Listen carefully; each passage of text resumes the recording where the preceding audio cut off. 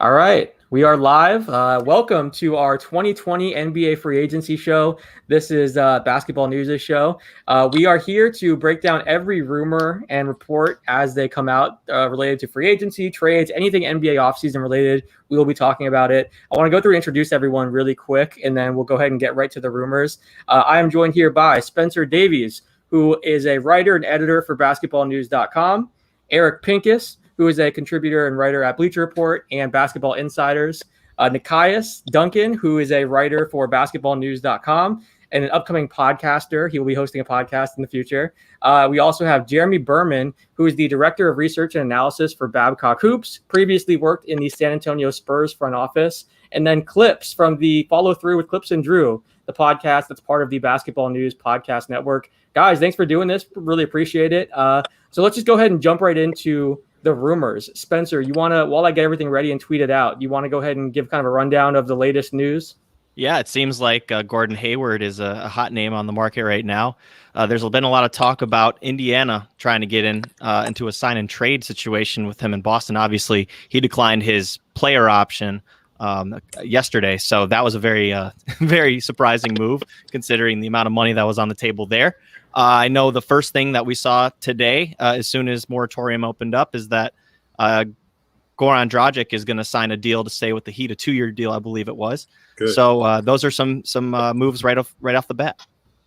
So what do we think of? I know, Nikias, you were just weighing in there. What do we think about Dragic staying with the Heat? Very much expected. Not surprised that was the first domino to fall. Miami loves Goran. Goran loves Miami. Loves the team, loves the organization, loves the area. He wants to retire there for all intents and purposes. On court, he really solidified Miami's bench last year. He finally moved to the bench last year after a less than ideal season defensively the year prior. So Eric Spoelstra made that move, gave Kendrick Nunn starter minutes. And Goran Dragic was a fantastic pick and roll playmaker, a guy that basically ran their late game offense at times, since he was more of an off the dribble threat than Jimmy Butler was. So I think he's going to return in a similar role this year. Going to help anchor the bench, provide playmaking there, put some shooting off the bounce, just a steadying presence in that locker room as well. Jeremy, I want to ask you. You obviously, worked with the Spurs front office. So what's the prep work like for free agency? What's happening behind the scenes, I guess, in front offices around the NBA right now as they try to talk to free agents and just add to their team. What's kind of happening behind the scenes since you've been in that position? Yeah, it's obviously a little bit different this year just because of the 2-day window between draft and free agency.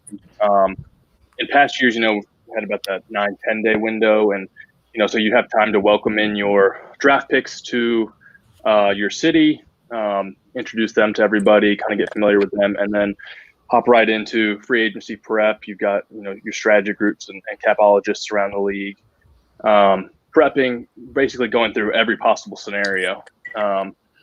Depending on how much action you've got for and possibilities you have for that free agency period.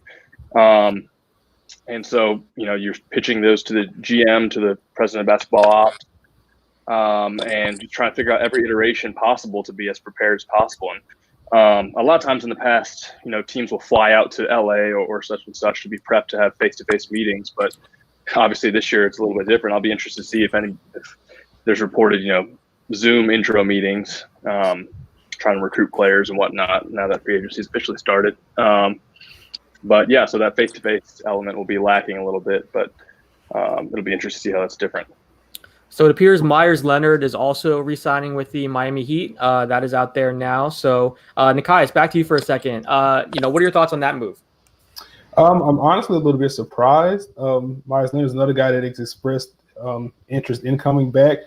I also heard some rumbles that he was going to look for a team that could give him more playing time. With Miami shifting more to a small ball style in the playoffs last season, their interest in bringing Jay Crowder back, drafting Precious Achiuwa last night. It looked like there wasn't going to be a clear-cut role for him to play. So I wonder what's changed there. But obviously a solid signing. Leonard providing some spacing, providing some communication on the defensive end, a big body down there, a locker room leader as well. He was a part of Miami's starting lineup for most of the regular season, and that was one of the more efficient starting lineups in the league in terms of net rating. So there's a clear role there's a clear fit there. Just curious to see what his actual role is going to be next season. Now, I want to ask you guys, Eric and Jeremy in particular, because, Eric, you're our CBA salary cap guru here. And then Jeremy, again, you have front office experience. Some people in the chat right now are asking about tampering, because deals that pop up right whenever free agency begins or the moratorium begins, there's always questions about, will they get in trouble? What's allowed, what's not? I know the NBA sent a memo out to teams, and this is something that Chris Sheridan at Basketball News wrote an article about this morning, basically outlining what they can and can't do, what they're allowed to say, what they're not. You're allowed to say, we want to re-sign a guy. You can't say that it's done or that you're going to match an offer sheet. Some of it is semantics, but I'm curious, for people that may be wondering right now, especially with the Kings-Bucks situation that we just saw in recent days, what constitutes tampering? Jeremy, when you were working in the front office, what were some of the things that you guys tried to avoid? And then Eric, I want to get to you in a second for kind of the CBA side of things, because I feel like it's a pretty fine line in the NBA. There's certain things they allow, certain things they don't. Yeah, you're allowed to, I believe it's 6 hours beforehand, schedule a meeting and set up some interaction with free agents from other teams. You're allowed to talk to your own free agents. But yeah, it's definitely a fine line, I guess. And there's definitely people that go through that a little bit, differently than maybe skirting the rules a little bit. But that's basically what it comes down to. You are supposed to schedule your meetings and not commit to anything and not negotiate for actual deals before that buzzer sounds. And it's really just, skirting that line and making sure you're being within the rules as much as possible. So real quick, before I get to you, Eric, Tim Reynolds of the AP reports that Myers-Leonard's deal is starting around $9 million, and then Goran's deal starts at $18 million. So as things kind of pop up, we'll keep updating you guys on the different rumors. Eric, what does the CBA kind of say about tampering? And, I know you're kind of our CBA expert. So I've always felt like the NBA, it's almost like just don't do it publicly. You can go talk to agents, whatever, but just don't let anyone find out about it. But what is the CBA approach to this? The actual language is pretty intense, and I don't think the policy really reflects what the rules are. They're actually much softer and more lenient than the actual rules. If they catch you doing stuff, they could do anything from year suspension to indefinite suspension. Like someone could never work in the NBA again, in theory. Like that's in the words. There's circumvention and then there's tampering. So circumvention is going around the rules, which is kind of what I think Milwaukee and Sacramento did. Tampering is where you're actually talking to another team's free agent. That's different. There was maybe some tampering where the Bucks can't talk to Bogdanovich, but technically the Kings can't talk to Bogdanovich either about a sign-and trade because you can't even negotiate with your own free agents at that point. You can negotiate an extension, but you can't negotiate a new contract. So, but the rules are very intense. We're talking about loss of draft picks. I haven't looked recently, but it's massive amounts of millions of dollars in fines, the voiding of contracts, the voiding of trades, all this kind of stuff. So, but the league is pretty soft on it. The main thing that I personally view as their interpretation is just shut up. Don't say anything. Don't let it come out. And when it comes out that there's this complicated sign-and trade between the Bucks and the Kings that involves a bunch of players and all this, clearly there's been it's just rumor, but clearly there's been some aggressive talks beyond like, they like somebody. I think it's the difference between what Adrian Wojnarowski will say right before the draft as a pick comes. He'll say a team is focused on that player. That's fine. But when Shams of The Athletic, he says they're picking that player or selecting that player, that's exact. And I think that's like, yeah, it's a semantic distinction. It doesn't really mean the world, but to the NBA, they just want to make it at least look like these things aren't pre-negotiated. Yeah, it's funny because I did an article about a year and a half ago, 2 years ago, where I talked to a bunch of agents about tampering, and they basically said the conversations start at the combine. You're talking to teams already about your own players you represent that are draft prospects, and then the conversation almost always steers over to free agents. So it's one of those things that a lot of people do, and then as long as you just don't get caught, it seems like that's kind of the approach. Just don't make it public and don't give us a reason to fine you. In this situation, like you said, it wasn't just, oh, there's interest in a sign and trade. It was, this is done. So that's when, of course, the NBA is going to have to investigate. And I know a lot of other executives from different teams were really upset the day after that deal happened, just wondering, how could they do this? That's not supposed to be allowed. Like, what's the NBA going to do? So other teams were kind of pushing for the NBA to step in as well. So yeah, just interesting. I know there's a lot of questions about that with fans since that situation just happened. So I want you guys to weigh in. Let's talk about this. Oh, actually, we do have one report here. Mark Stein says that there are strong indications that the Nets will be securing a commitment from Joe Harris despite considerable external interest. So Joe Harris, that's huge for them. I know he was a top priority. He's a perfect fit for that team. So that's pretty big. We'll see if an agreement is reached tonight. But I want to talk about just this free agency class as a whole. I know there's not a lot of star power. Most years there's more stars at the top, but Nikias, let's go to you real quick before we have to jump off. What are your thoughts on this class as a whole? It's not particularly deep. Again, like Danilo Gallinari seems to be like the top guy there. He's gaining a lot of interest pretty much from everywhere, from contenders with the mid-level exception, from teams like Atlanta with a lot of cap space. But if he's your top guy, or if you want to argue Fred VanVleet's your top guy, and neither of them have a real, never have real experience as a number one option on the team, then it kind of speaks to the top end of the class. But there are some solid role guys in the class. The bigs are pretty deep. I feel like if a team is looking for some front court help, there are different types of bigs. You have your floor spacers, you have your rim rollers, you have your high post passes, you have your flyer guys like a Harry Giles that I want to see where he goes. But just in general, it kind of resembles this year's draft. Maybe not like a clear-cut star, but a lot of depth and a lot of role players that can help a contender. No, that's fair. So Myers Leonard's deal, according to Woj, is around 2 years, $20 million. So pretty interesting signing there. Spencer, what are your thoughts on that? What, with Myers? Yeah. I think it's a good fit. Before the playoffs, they were using him a lot. He was starting a lot. He's really making an impact just as somebody who could stretch the floor. He was doing a good job at sealing. It's just, in the playoffs, it went with matchups, and the matchups were correct for the Heat. They were playing a lot of different looks. Sometimes they had Bam play in the 5, and he was no longer needed. They had Kelly Olynyk out there a lot with their second unit. So I think it's still a good move, and that Myers makes a big impact, especially in the regular season. It's just that he kind of got the short end of the stick when it came to the playoffs. That's all it is.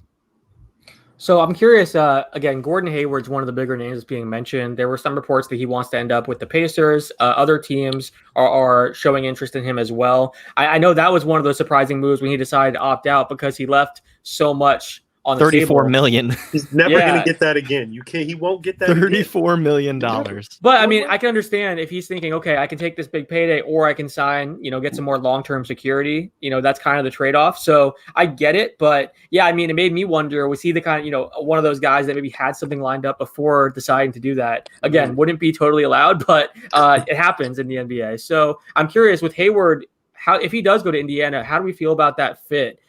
Clips, what are your thoughts on him potentially going to the Pacers? They'd love him there. They would totally embrace Gordon Hayward. I cannot believe he turned down that money. I really can't. I don't think he's going to see that again. I get what you're saying about the long-term security, but he could be a good fit there. What's going to happen? What are we hearing about Oladipo and Miles? Like, what's going on with that? That's the big question. Oladipo basically came out and said he's committed to the Pacers and he doesn't want to leave and all that, but who knows? There was also the report that he was telling other players, "Hey, I want to come play with you." It's the math. I'm sorry to interrupt, but the math, they're not going to go into the tax. They're not. Mm-hmm. Indiana Pacers will not pay the tax. Yeah. And they can't pay all the players that they have on their roster and keep Oladipo, right? Like they're going to have to look. You've got Brogdon, you've got Turner, you got Warren, you got Lamb. Fine. Lamb you can get rid of, fine. But Sabonis, right? And if you give Oladipo the money that he wants, which is going to be near the max, even if it's $25 to $30 million, it's too much for this city. Now, if you're paying Hayward, let's say 20 flat, $20 million a year. I don't know what the number will be, but let's say it's $20 million a year, and you get out of Turner to do that. and now you have a trade piece in Oladipo, they could start to do some things, right? Like break up their big man core, bring back, okay, you're going to lose Oladipo, but now you got the big wing to replace him. It makes a lot of sense to me. I've had Turner for Hayward for about 2-3 months now. I've written about it as a possible path. I don't think Oladipo happens to Boston unless they really, really, the way things are going, the Lakers sort of set the market with AD where teams are doing picks and swaps and picks. We saw that with Paul George. We saw that with Chris Paul and Russell Westbrook, that swap. We're seeing so many of those kind of deals. The Celtics have clean books. If they want to go all in and give all their picks, maybe they can get Oladipo too. I'm not going to say it's a no, but I think Turner and Lamb, not Lamb. Well, Turner, I'd say Turner, McDermott, and Leaf is about what I think. Yeah, so there's another report that the Charlotte Hornets are interested in Hayward. They're going to make a push. That was from Michael Scotto of Hoops Hype. So we will see if Charlotte is in the mix for Hayward there.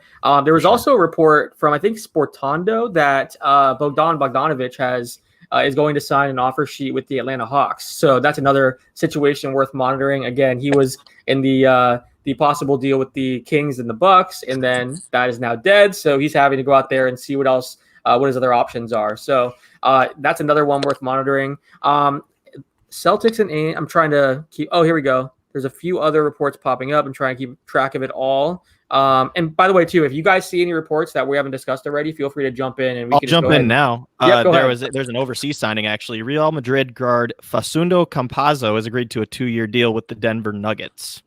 Nice. Well, Denver's international scouting has been fantastic, so that's not a big surprise. That's good. I just need Montrezl Harrell updates. That's all I need. I need to know what's going on with Montrez. It's been killing me for the past week. And then I heard rumors today that we're exploring Terry Rozier, Scary Terry for Pat Bev and like Noah, and that scares me. So I need updates on that, guys. I have no Wi-Fi in my house, so somebody needs to help me out here. And just so I don't get in trouble, that was from Adrian Wojnarowski of ESPN. So it says, according to Tim Reynolds, the Miami Heat are still in the mix for Jay Crowder. So it seems like they're just going after all their own guys and basically saying, let's run it back. We're going to bring back our same core. So there's nothing done there yet, but they're still speaking to him and trying to get something strategy. done. It's a great strategy by Miami to just keep it together. I wonder I guess he has leverage. I mean, they're close to the tax line with his cap hold in there, but we'll see what Jay Crowder is going to make this year with them giving Dragic the 18, Myers Leonard the 9 to start. If he was trying to get a big blowout 1-year payday, like I'm sure that the Heat would hope from him so they can keep their cap space next year. It'll be interesting because there's going to be a limit on that unless they're willing to go in the tax to keep the whole core or the whole group together. What's he worth, Jeremy? What would you pay him? I mean, it's interesting because, he played a key role he's got to have demand around the league. He played a role in getting them a big role in getting them to the finals this year. Somewhere in that teens range, I expect like a Jeremy Grant to be similar to there. But you think he would want a multi-year deal. He's 29 right now. Mm-hmm. Does he have one more big contract after this in him at age 30? Maybe so, because his skill set is valued around the league. It might be a loyalty thing where he takes a smaller offer than he might be able to get on the market. But there's not that many cap teams around, so it might be where he's looking at a lot of MLEs long term, and that maybe is not as attractive to him as it would be taking a longer term deal next year if he can get it. I'm curious about Jeremy Grant, why people aren't talking about him enough. Like, I think he'd be really coveted. I'd love him on my squad. Like, why do you think he's not getting talked about enough? I think he's going back to Denver. Yeah, he's smart. And if with the lack of chatter, maybe the entire league thinks that as well. But interesting. That's a good point. We'll see.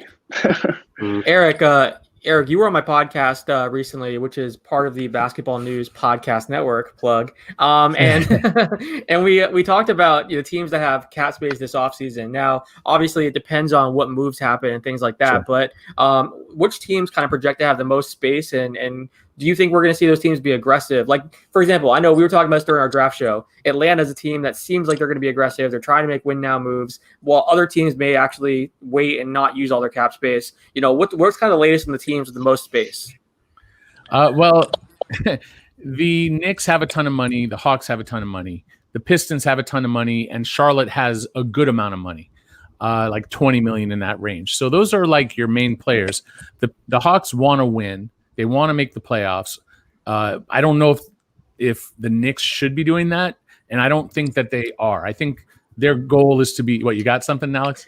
Yes, Wes Matthews signing with the Lakers. Oh, wow. So that is a shocker. But sorry, back to you, Eric. I just wanted to throw that in there. That was definitely rumored. You hadn't heard that one? That had been buzzing. Yeah, Wes Matthews has been buzzing around with the Lakers. I got no Wi-Fi, Eric. I'm not getting anything. Over here. Okay. Yeah, that's not a surprise. I get it. So we were talking about the teams with cap, right? So the Knicks should be trying. Like, had they gone after Chris Paul, I could understand that because he's a culture guy. But they shouldn't be going, in my opinion, after Westbrook. They should be going after guys who are going to be there for a few years and be a part of getting that team rehabilitated as far as winning, reputation, and not go for something quick. Pistons, same thing. This is not a team that should be rushing to try to win. They're probably going to keep Christian Wood, or at least if the offers don't get too crazy. But he's not going to hurt their cap room much. They have money, but they should be facilitating deals.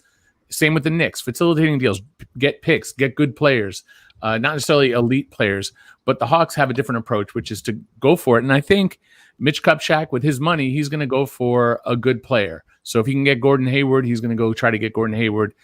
Try to get somebody to maybe relieve a little bit of the pressure on LaMelo to be the top star right away. But it's a low, the team isn't there. I think they have time. There's no like massive expectation that the Hornets win right away. So it's a weak market when it comes to the spenders. Miami was a potential spender. They're out because they're spending on their own guys. The Raptors, we have to wait and see what happens with Fred VanVleet. Do they keep him? And do they keep Serge Ibaka? If they don't, then they can have some cap room. But a lot of teams are waiting for 2021 anyway because there aren't a lot of great free agents. It's just what's happening this year with the shutdown and all this is only exaggerated what would have already been. This was always going to be a summer with few teams with cap room and few star free agents. There are other teams that could get in the cap situation, under the cap. Like the Suns could have gotten there. I never predicted they would. I thought they would want to keep Dario Saric.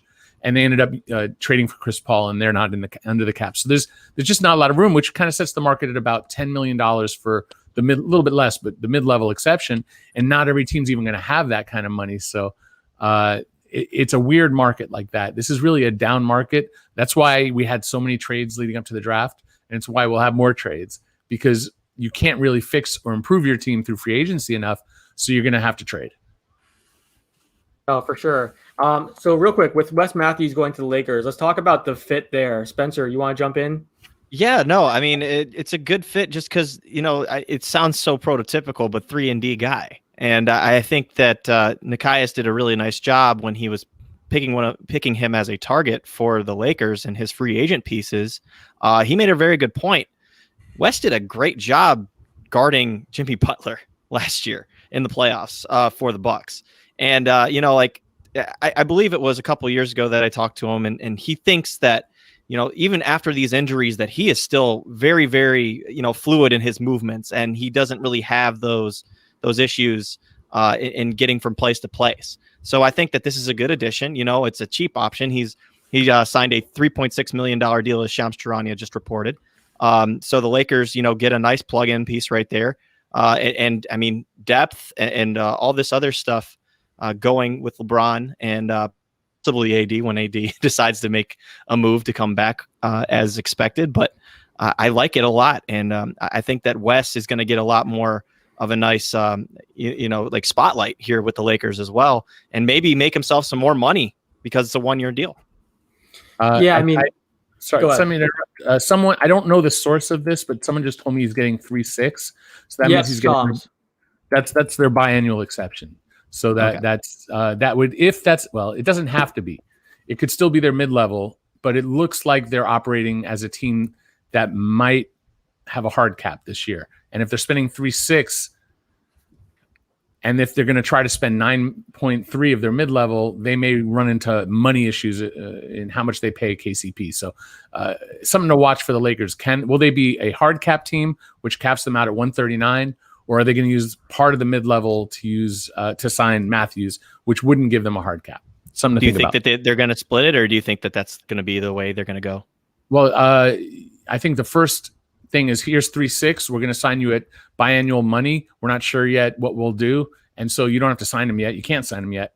Wait until they have other decisions. And let's say they get a $9 million player who says, yeah, we're coming. Then fine. Now it's biannual for Wes, 9 million, 9.3 for this player. And then you look at the rest of the roster and say, okay, well, we got to trade JaVale McGee to someone to get that $4.2 million off. Or KCP, you can't get 12. Now you got to get 9 or something like that. I don't know how willing KCP is or what the offers are, but there's a lot to think about. I'm going to start running and crunching a little bit to see if they can get to that. I don't think we'll have an answer until we hear what else they're doing in free agency. How often does that happen too? When you have agreed to terms and then you figure out which way you're going to use that money with what type of exception and how to kind of move the pieces around. I don't think agents and players care. You know what I mean? It's like I'm just fascinated by it, I guess. Like you're going to pay me this much. I don't care how you do it. I think like some agents are more cap savvy and will try to show a team that, look, you can pay my guy this much, and this is why you can pay my guy this much. And they've got a really good cap department or a cap specialist or a consultant. I consult for some agents here and there and try to help them, understand where the money could be. And but by and large, it's just get as much as you can. So teams have the flexibility to say, like we're not sure yet if we're using the full mid-level or the non-taxpayer or the taxpayer mid-level. These are the sort of things that are team side more than player side. You just want to get as much money as you can, and it doesn't matter from which well it came from. So there's one signing. Oh, sorry. You're good. I was just going to say that can happen with front loading versus back loading contracts too from the team side. I think most agents and players don't really, in most cases, mind that much. Might be a little bit different this year, but go ahead, Alex. So a minor signing, Drew Eubanks has agreed to a 3-year contract with the San Antonio Spurs. Yeah. Jeremy, I guess I want to ask you, because you did work with the Spurs, what are some things the Spurs look for when they're in free agency? I know obviously it varies from player to player, but is there certain things that they kind of target, when they're looking at different players? Well, I think it's very well known, character is the number one thing, and trying to keep the culture in a great spot and really try to push forward from what the last 20 years and that playoff streak has been right now at a very big inflection point in the franchise's history. But no matter what, it's always going to stick with those core values and making sure you have great people who you enjoy being around, no matter, even if at times you might sacrifice some talent to make a risk, maybe on the edges. If you're a good person and you have some ability, you will fit into that kind of funnel where the Spurs are looking at you. Drew Eubanks, I was there with him, and he's a great dude, great to be around, just an absolute. He's a force from Oregon State, much more athletic than you would think, and just kind of a brick wall. Pretty good rim protector. He played some minutes for them in the bubble, I believe, and he's a great guy. And I'm really excited for him. That's awesome. A 3-year deal. I would assume it would be not too much money, and I wonder what that means for Jakob Poeltl, if they feel like maybe he can fill that role that Jakob plays. But we'll see. How much stock do they put into the G League in their program with Austin? Because I feel like even with the guards that they've just been ready to go ever since they've drafted these guys like Derek White and DeJounte Murray, even Bryn Forbes, someone like that. Yeah, I mean, it's almost a redshirt year in a way, where these guys come in, and especially recently with just the amount of veterans that have been on the team, it's hard to immediately get through to get straight onto the roster and get immediate minutes. So it's a great thing and a great program, and they're very much in sync. In Austin and San Antonio, it's only an hour and a half drive between the two gyms. So it's easy for the team to get young guys such as the Derek Whites, the Lonnie Walkers, and all these guys, between being on the NBA roster for home games when necessary in case they're needed, and then getting the next day up to Austin to get much needed minutes.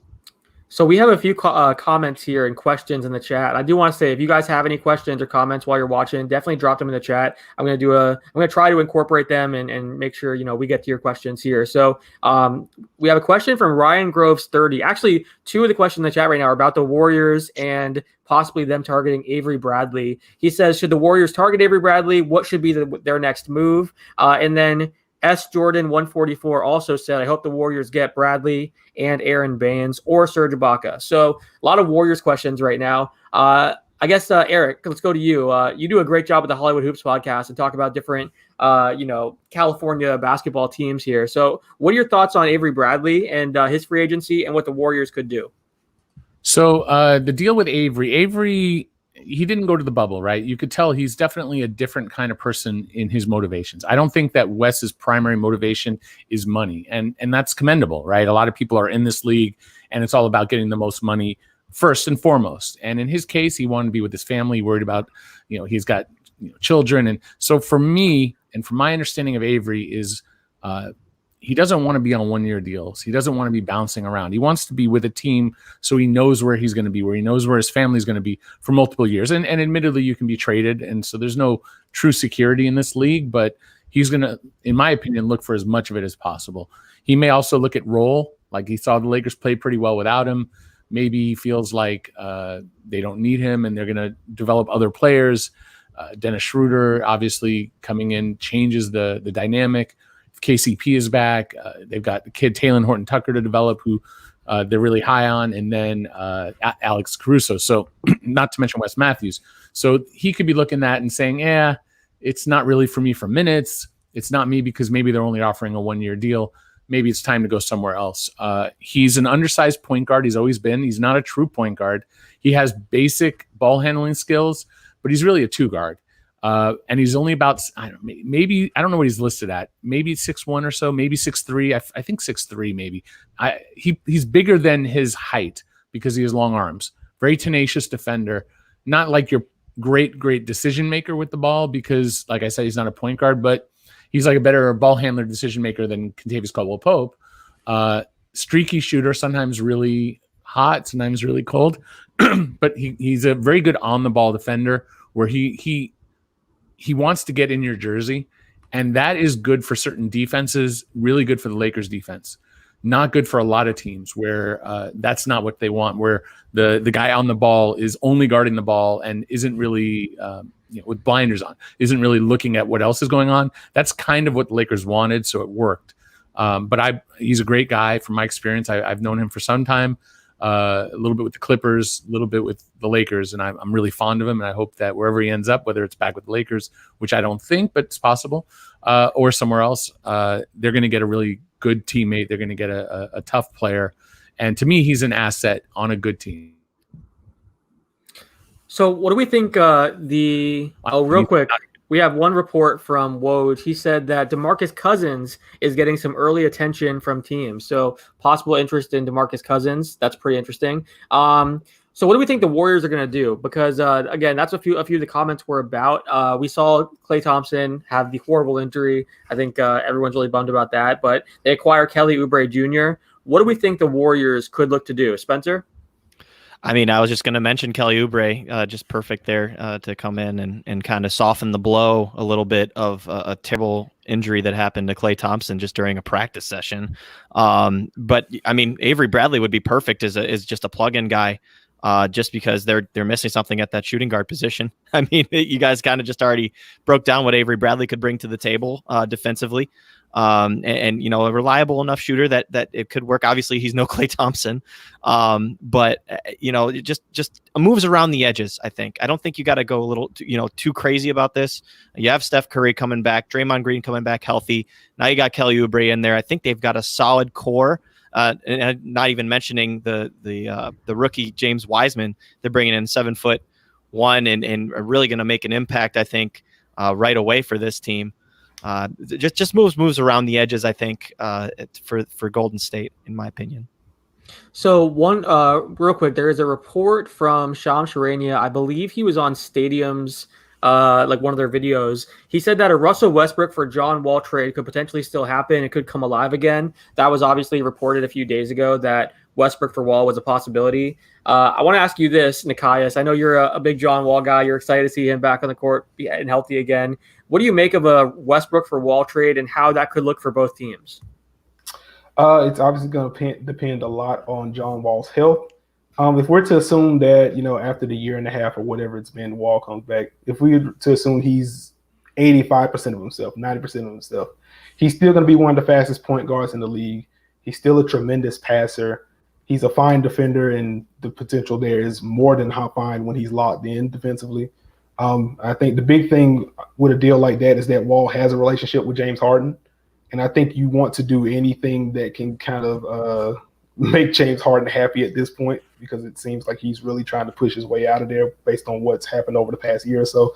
So I think once you combine, the relationship that Harden has with John Wall and the play style, he's a ball dominant guard, but he's not a Russell Westbrook to where he's going to hijack your offense, for lack of a better way to phrase it right now. More willing ball mover, pick and roll partner. He's a better shooter than Russell Westbrook, which is important considering that teams in the playoffs basically ignored Russell Westbrook off the ball. I think if you trap James Harden in the way they trapped him last year, you have John Wall navigating against those 4-on-3s as opposed to Russell Westbrook. I think Wall is better equipped to beat those to beat defenses in that way, and I think that unlocks Houston's postseason potential a little bit more. So we have another minor deal. Dwayne Bacon has agreed to a 2-year deal with the Orlando Magic, according to Vinny Goodwill. So that is interesting. Again, as different things pop up, we're going to try to keep mentioning them so you guys stay up to date on all the latest moves. We have a few questions in the chat right now about Bradley Beal. I know, let's see, L. Feinstein 1239 says that he wants to see the Sixers go get Bradley Beal. I think most fan bases want Beal. There we go. Look at you, Iman, popping his question up there. I love it. That's our producer, Iman, who's crushing it right now. She'll be joining later to provide some analysis too. But so I think every fan base wants Beal right now. They're all frustrated that the Wizards aren't trading him. Eric, if you're talking about the Sixers as a possible landing spot for Beal, is that an actual possibility cap-wise? Does it actually make sense, or or what are some destinations that you think could make sense potentially for Beal? Well, I'll say right off the bat that I believe Tommy Shepard when he says that he's not trading Beal, but things happen, right? I think right now they're not trading him, and the kind of deal that they would want would involve a ton of picks. But let's see, Philadelphia. So Beal is about averaging 30 million, but he's about 29 million this year almost, right? So you're talking about with Philadelphia, they've made some moves. They don't have Josh Richardson anymore, right? They've got Embiid. They're not trading. In theory, they're not trading Tobias. How could the Wizards? I can't see in a million years the Wizards going with John Wall and Tobias Harris unless they got Tobias's contract is nuts, right? It's like $35 million all the way up to almost 40. So that's a tough one. You can't trade Ben Simmons. And so now we start to get into kind of a weird area. I mean, are you trading Ben Simmons for Bradley Beal? I guess if you go that way, okay. I mean, that would be something I'm sure that at least Tommy would have a conversation with the Wizards, because now you're getting a frontline really good player. And I just don't think the Sixers are ready under Morey to trade Simmons and Embiid. At least that's what he suggested when he spoke, that they've got two great players in their prime and they want to build around them. So you could say, well, what about Danny Green and using some of these smaller pieces that they just traded for? But who and what are they giving up that is just so overwhelming to the Wizards that they're saying, oh yeah, take our absolute best player who's a great guy who we love, who isn't forcing us to trade him, is being totally professional. And I don't see the pressure, but I mean, I'm not going to say no, because Simmons, if that's the chip, I mean, sure. Now we can talk. I just don't think that Tobias Harris contract is feasible. If they found some other team willing to take on that money, you could get a 3-team going. And then what does Tobias Harris bring back at 30, basically an average of 36 million roughly for the rest of his career? It's crazy money. And I love Tobias, great guy, great locker room guy, hard worker, everything you want. He just should be paid in the neighborhood of like 18 million, in my opinion, 20 million at most. And look, he should get this money. Get your money. I'm not mad at you, Tobias. Get as much as you can. I'm just saying, based on his on-court value, that's out of whack by my estimation. And plus, too, I think with go ahead. Sorry, no. Mason Plumlee has signed a 3-year, $25 million deal with the Detroit Pistons, according to Woj. So that's interesting. Scott, we've got Pistons news for you. Nikias' Scott face is Hale. funny right now. I love it, Nikias. The reaction. Please Sure. go ahead. Go ahead, guess. Nikias. Mason Plumlee is fine. Like, I mean, it gives you a guy that can operate in pick and roll. Was a good passer. But like $8+ million a year. I'm not giving him $8 million a year. Like, that's not. Scott Hale, who is our basketball news CEO, he's in the chat right now in all caps. No. So that's great. I did like Mason's playmaking ability behind Jokic, though. I thought, I mean, again, probably not $8 million a year worth, but I thought that he did a decent job enough. I think he can pass pretty well. I think he's still got solid leaping ability, and defensively, obviously not the greatest, but at the same time, I think he's somebody you can use in transition. That's not that much money. That's not that much money. $8 million a year for a center. It's not bad. It's not. I guess in 2020, that's less than Myers Leonard got. It is less than Myers Leonard. Shot. I mean, if you're a team like Detroit that's still kind of building from the bottom up, like give half of that money to Harry Giles and let him do stuff. He gives you the same thing as a passer, as a rim runner. Like Plumlee's better right now, but like take the upside swing. And not to mention, didn't they just trade for Dwayne Dedmon and have Isaiah Stewart from the draft? Yeah, they did. And Tony Bradley. And Tony Bradley from the Jazz. Yeah, but those moves are intermediary moves. They're using their cap room and their flexibility to bring in assets, and that's what they should do. And the assets aren't going to make sense. Don't look at their depth chart.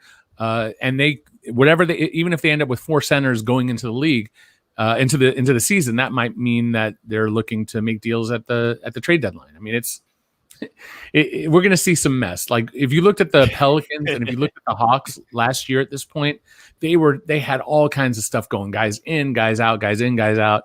They're going to be moving like crazy. And there are only the Pistons and only the Knicks and only the Hawks and only the Hornets that are really these fluid teams. Teams need those cap teams to make deals work. Otherwise, it's really everything has to match perfectly. But with these teams, they don't have to match because they have that flexibility of the cap room. So I'm not mad at the Pistons. They went after a good, solid, I want to say starting capable center.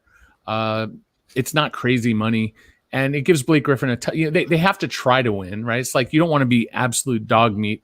You want to at least look like you got a team and maybe sneak into the 8th spot, unless you're going to go full on tank, and no one wants that. And I don't think I'm fine with it. I'm not going to cry over $8 million a year to Plumlee.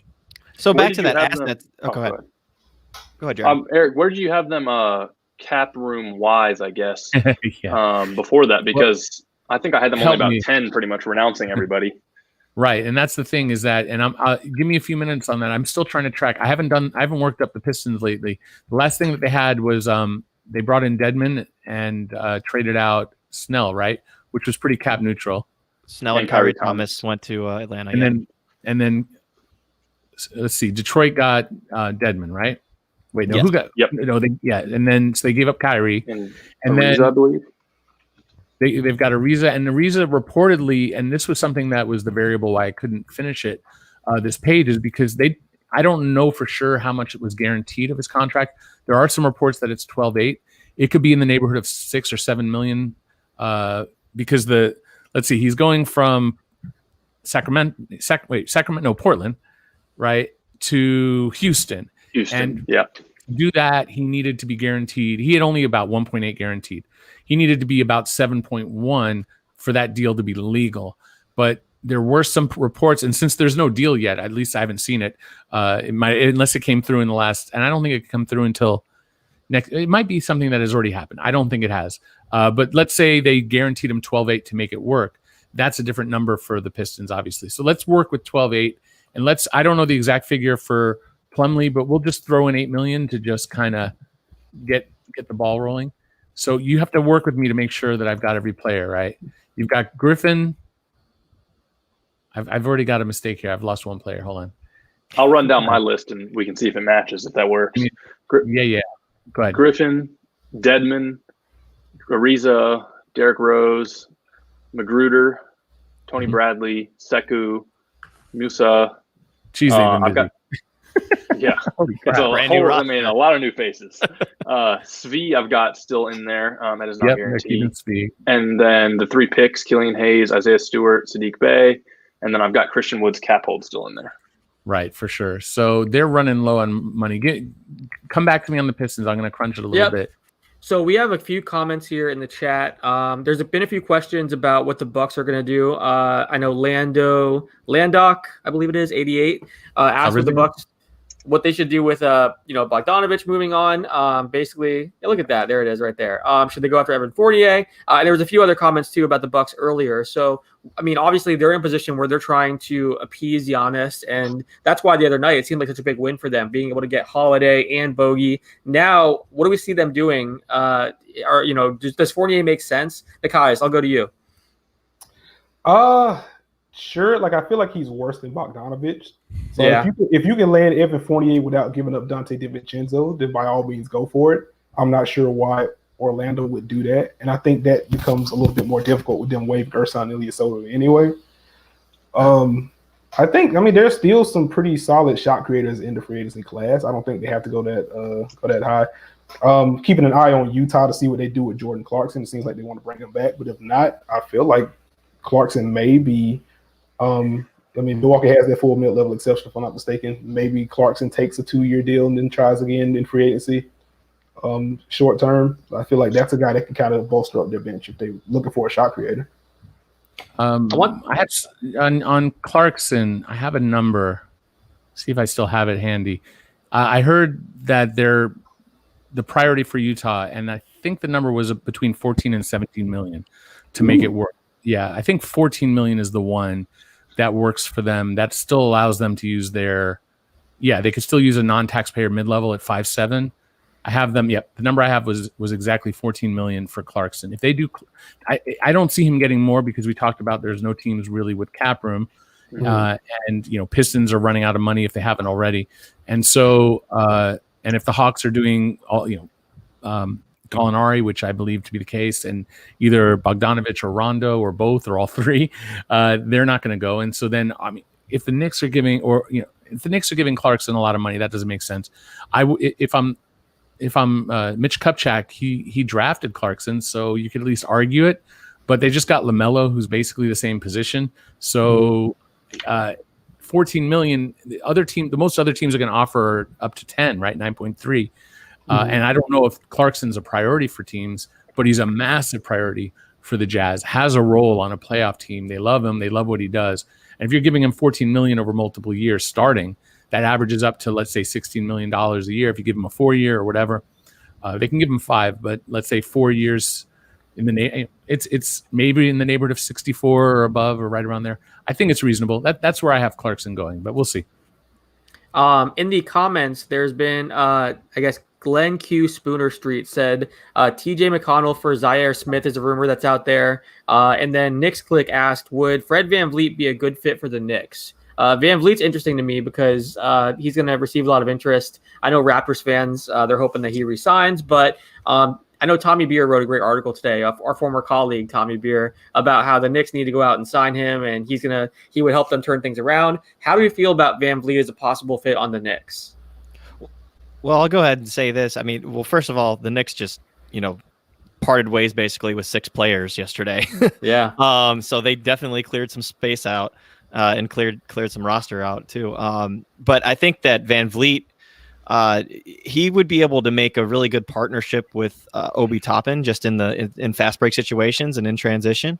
You have to think of the impact that VanVleet makes though as just a floor general. And that's something that the Knicks have been lacking for a long, long time.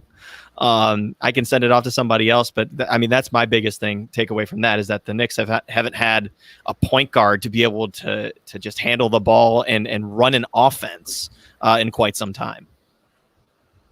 Nikias, what do you think about VanVleet to the Knicks possibly? I definitely understand it. He would be the best point guard that the Knicks have had in a long time. I just have questions about him actually running an offense. He says he wants to do it. He feels like he can do it. Of course, he's a confident guy that's been betting on himself his entire basketball career. So, of course, he would feel that way. He's operated mostly as a secondary guy alongside Kyle Lowry And then there's just a lot of motion and ball movement in Toronto in general.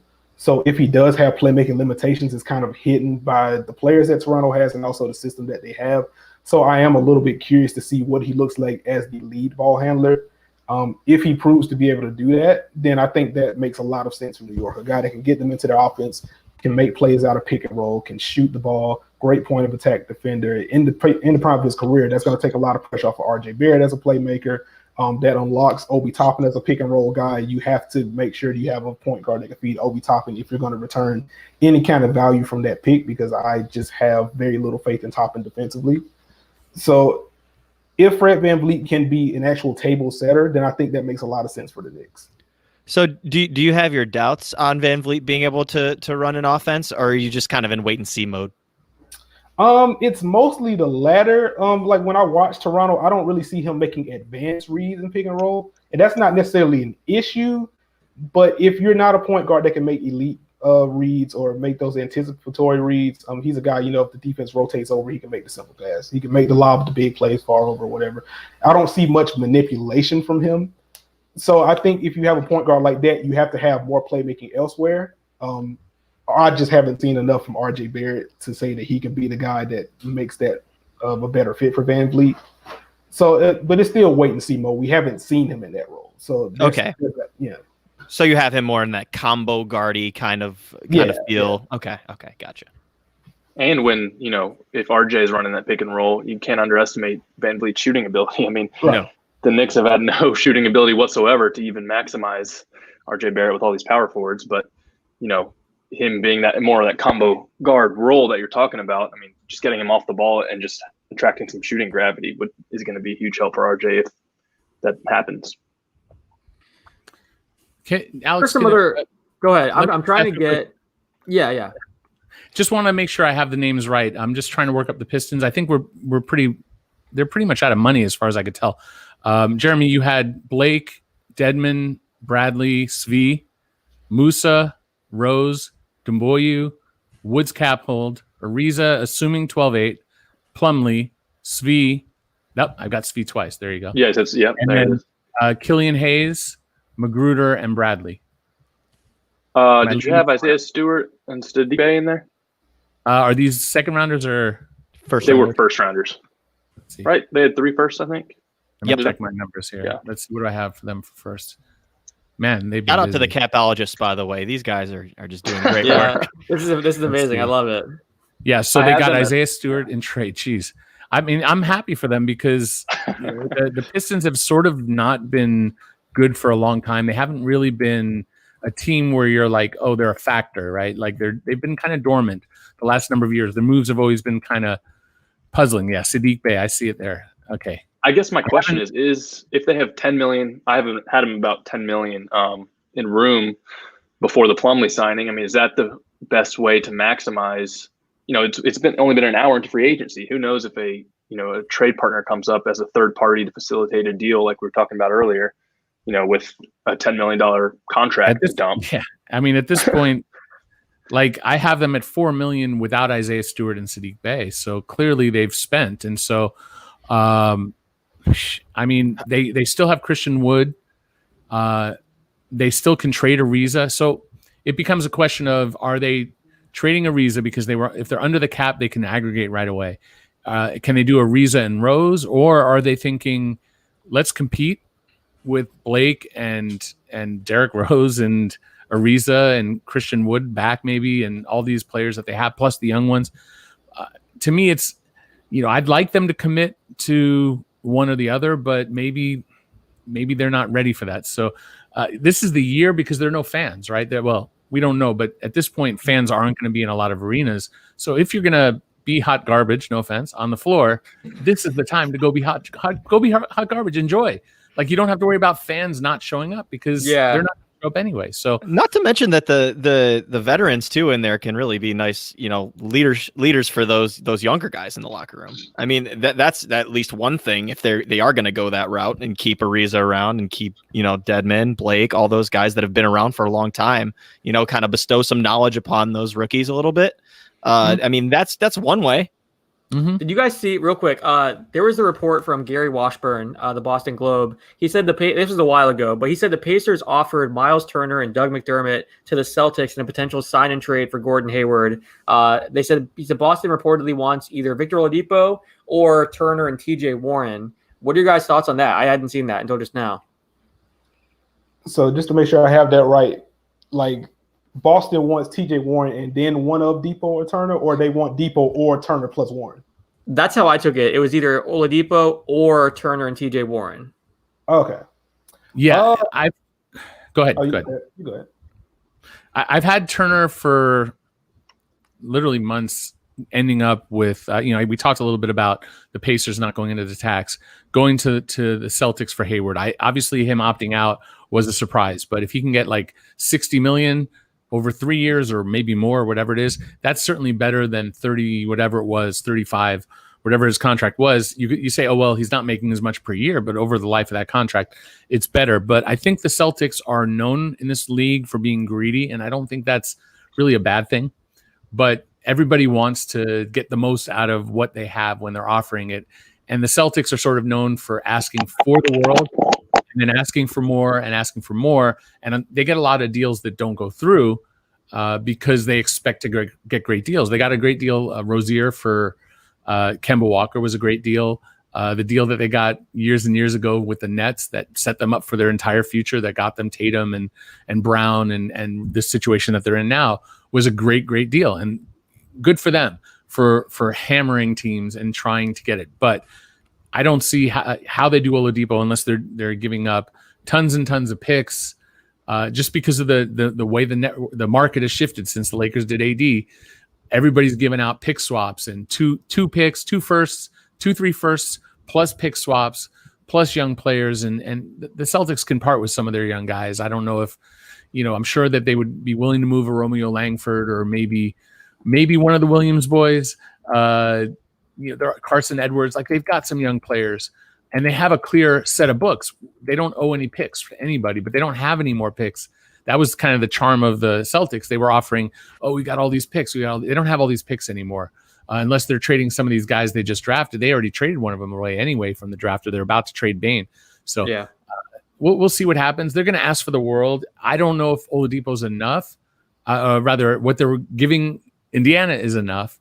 But maybe if they do all those picks, but now, how much of those picks are going to be worthwhile if the Celtics are a top 20 team? You're talking about 2 or 3 top 20, 20, 23, 25 in the draft for 2-3 years. Is that really going to be a great return for Oladipo? I wouldn't rush to make that deal. Well, there was the report too from Brian Windhurst at ESPN that Oladipo has no trade value, that he's hearing that in conversations that Oladipo and Westbrook both had 0 trade value. So, I mean, that is pretty interesting too, because Oladipo, I think he's one of those guys that entering this offseason, everyone's wondering, okay, where is he going to go? Is he going to get traded? But if there's just not much interest from other teams, then that obviously factors into this as well. Spencer, what are your thoughts on a possible? Oh, I think we have some audio issues right now. You guys hear that? I heard something. Hello? Oh, there we go. It's gone now. Okay. I don't know what that was. Spencer, what are your thoughts on that? On the Oladipo stuff? Yeah, the Oladipo stuff, but then also the this possible sign and trade for Hayward. Man, I feel like the Victor stuff was so weird just in the last couple of weeks. There was those reports talking about that he was asking teams to come and get him, basically, like actually very similar to what I saw in Cleveland here with Odell Beckham Jr. And he flat out denied those rumors, after that, and said that he was in there for the long haul and really wanted to be there. I'm just wondering whether or not a fresh start would be necessary just after, some of that, just for some damage control. I do like the idea of Oladipo being in Charlotte, if that was to be the case with just because that backcourt could use some help. Same thing with Gordon Hayward though too. If Hayward was to make his way over there, just any kind of load you could take off of LaMelo, like you guys were talking earlier, I think that's just a really good idea. And as far as Hayward's fit in Indiana, if that were to go down, I think it would be beautiful. And it's someone that's very used to the area. Obviously went to college in Butler. And he's somebody too that I think that a lot of people are sleeping on Gordon Hayward a little bit just because they saw what they saw after his injury. Go ahead. The Detroit Pistons just signed another center. They signed Jahlil Okafor. I'm so confused. Okay, they're not keeping all these men. They're not keeping all of these guys. Yeah, Spencer, I was about to say I tilted my head while you were talking. It wasn't for you. It was because I got the guys. I saw you do that, so I'm like, I need to look at my phone because he's reacting to something, and I found it. That's funny. Yeah, that is really funny right now. What is that? Yeah. I'm not sure what the audio is. Jeremy sounded like Darth Vader right now. Oh, is that what it is? I'm not sure. But hey, let's react to the Okafor signing here. What are your guys' thoughts on this? What? Basically, Pistons fans do not buy any jerseys right now because I don't know where people are going. These things aren't. There's no way they're going to keep 5. What was it? 5 guys in their team now that are playing the 5. Well, is Wood a center? If you call Wood a center, can you call is he a power forward center? If he's playing center for them, in a small ball, he's not. He's a big guy. I'm just saying. It doesn't make. I had heard about Jahlil Okafor a couple of days ago going to the Pistons that was a done deal. Theoretically agreed to, not the tampering version of that. Snitch. No, I'm just kidding. But I don't know the money, probably the minimum, but it's guaranteed is what I was told. The challenge here is, not to look too deeply into what this roster is. This is a team that has trade assets. They're making these moves. They should be under the cap upon completion of these moves, maybe one of the 2 moves. I don't have to look at the exact numbers, but if they're under the cap, then they can aggregate immediately. And then, so you can just do Dwayne Dedmon, you could do Ariza, you could do whatever. And there might be teams that are looking to dump off longer term salary, like guys on multiple year deals that they can get, although Dedmon does have multiple years, at least Ariza doesn't. It's curious. Let's put it that way. It's not on paper. This doesn't make sense. Flat out, unless they saw what the Lakers went big this year, right? So maybe the small ball era is over. And Dedmon at the 3. I mean, to be honest, Mason is a really, really good playmaker for a big. So you start him at point, right?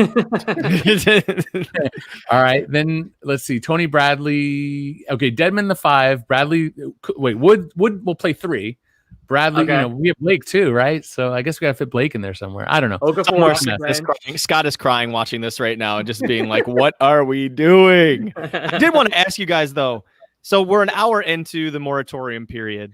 Wow, I'm just curious. I know, right?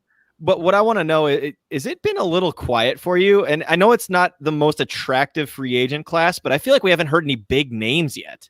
Yeah, I think it's because most of the big names, like we saw with Serge Ibaka, VanVleet, they're all in meetings right now. So I mean, we kind of usually we see that where the big superstars meet with 3-4 teams. I think it's just the big quote unquote stars in this class are the guys like VanVleet and Ibaka that maybe in a typical class wouldn't be as highly coveted, but because those are the biggest guys, they're the ones that are kind of holding meetings right now. So we have a lot of the minor signings right now, but hopefully, later tonight and then, tomorrow, next few days, we have some of those bigger signings. But yeah, it has been pretty quiet. There really hasn't been a lot of trade talk either. Now, granted, it's also because we've seen a lot of trades this week leading up to right now. So, it's not like everyone was waiting for today to make their trades, but yeah, I think that's part of the reason why. Would you guys agree with that?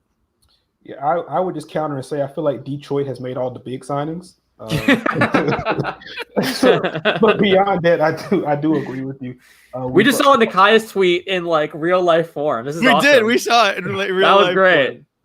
So the puns are forever. The most the Pistons are going to have an issue.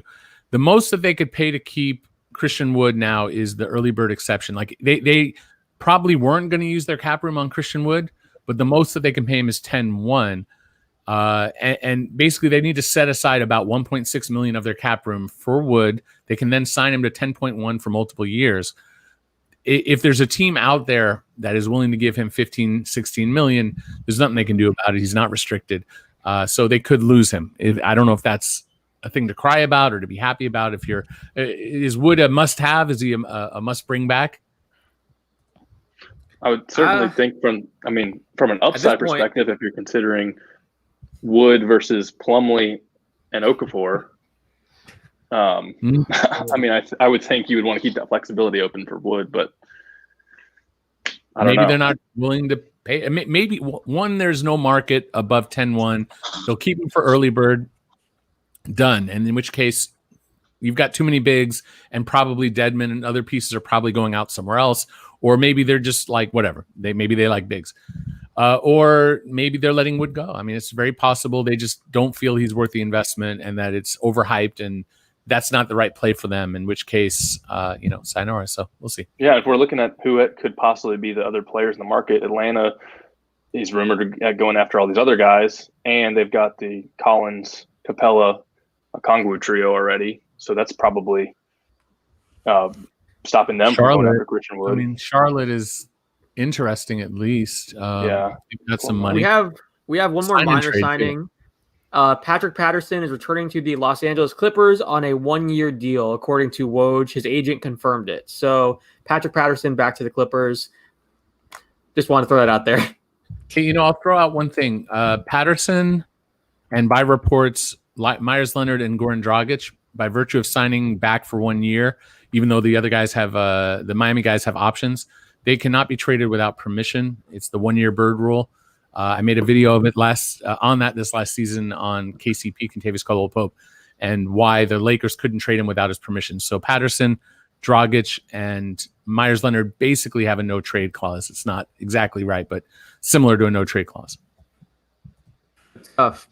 So I guess, Jeremy, we were just talking about why there hasn't been, more big moves before you jump back on.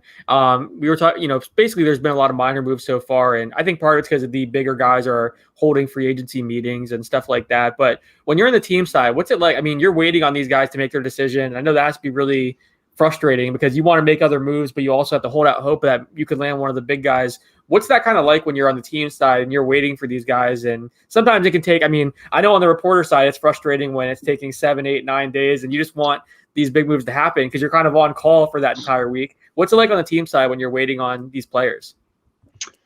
Probably the exact same feelings, I would say. I mean, you have that domino effect of, whether it's you're waiting on, in the past, waiting on LeBron or waiting on KD or however long, waiting on AD.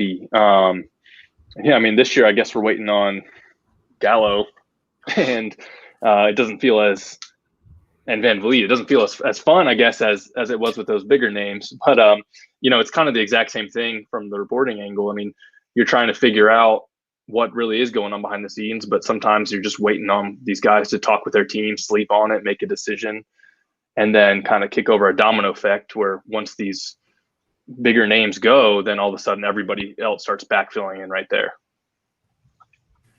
Absolutely. So we have some of the comments here in the chat. Someone asked, let's see. Oh, yeah. The other thing with this offseason, because training camps could be starting as early as December 1st, what kind of impact does that have? Because, we just saw the draft 2 days ago. Now teams are trying to shift into free agency mode super quick. And then now, 10, 11 days from now, you have training camp starting. How does that impact things, Jeremy? Well, I think hopefully the smartest teams were able to kind of break up, preparing for the draft and free agency over the last, 6 months or however long, especially teams that weren't in the playoffs or in the bubble. It definitely kind of puts a little bit of pressure on you because, so much can change, especially on draft day with the landscape of the league. And you've got to, and you don't always have the full reporting if a trade is not official or a trade doesn't become official until, usually, June 30th. Versus November 19th, I guess, this year. So, you kind of have to step on the gas pedal a little bit. Some guys probably getting a lot less sleep than normal, even compared to the little amount of sleep front office members do get. But I think the teams that went in with plans and were most prepared and just were ready for a lot of different iterations are going to be just fine. I'm curious, what are you guys thinking? There's the James Harden rumors right now that everyone's kind of talking about, and obviously not just Harden, but also Russell Westbrook reportedly disgruntled, wanting out. We talked about this a little bit a few days ago and reacted to the Brooklyn stuff and whether or not that would be a good fit and, what that could entail. But when you guys look at the James Harden situation, Brooklyn and Philly are the two teams that everyone's mentioning. Eric, when you kind of look at those situations, what are your thoughts? On Brooklyn and Philly? For Harden, potentially. Oh, for Harden. Gotcha. So basically, it's the issue of when you have a superstar and they want out, how much do you have to oblige that, right? It's a tough one because, he's under contract for the next 2 seasons. But once you get to 1 year left, you got to trade the guy before then. This is about when, if he's going to be traded, he has a player option. But basically, they could say no or they could say yes. But if they say no, we just saw what happened with AD in that last year. And it just ruined the Pelicans season, made it really ugly and disgruntled. And it was just an uncomfortable thing. So to me, it's like you kind of have to try to make something happen. So if you're James Harden, of course, there's the tie to Daryl Morey.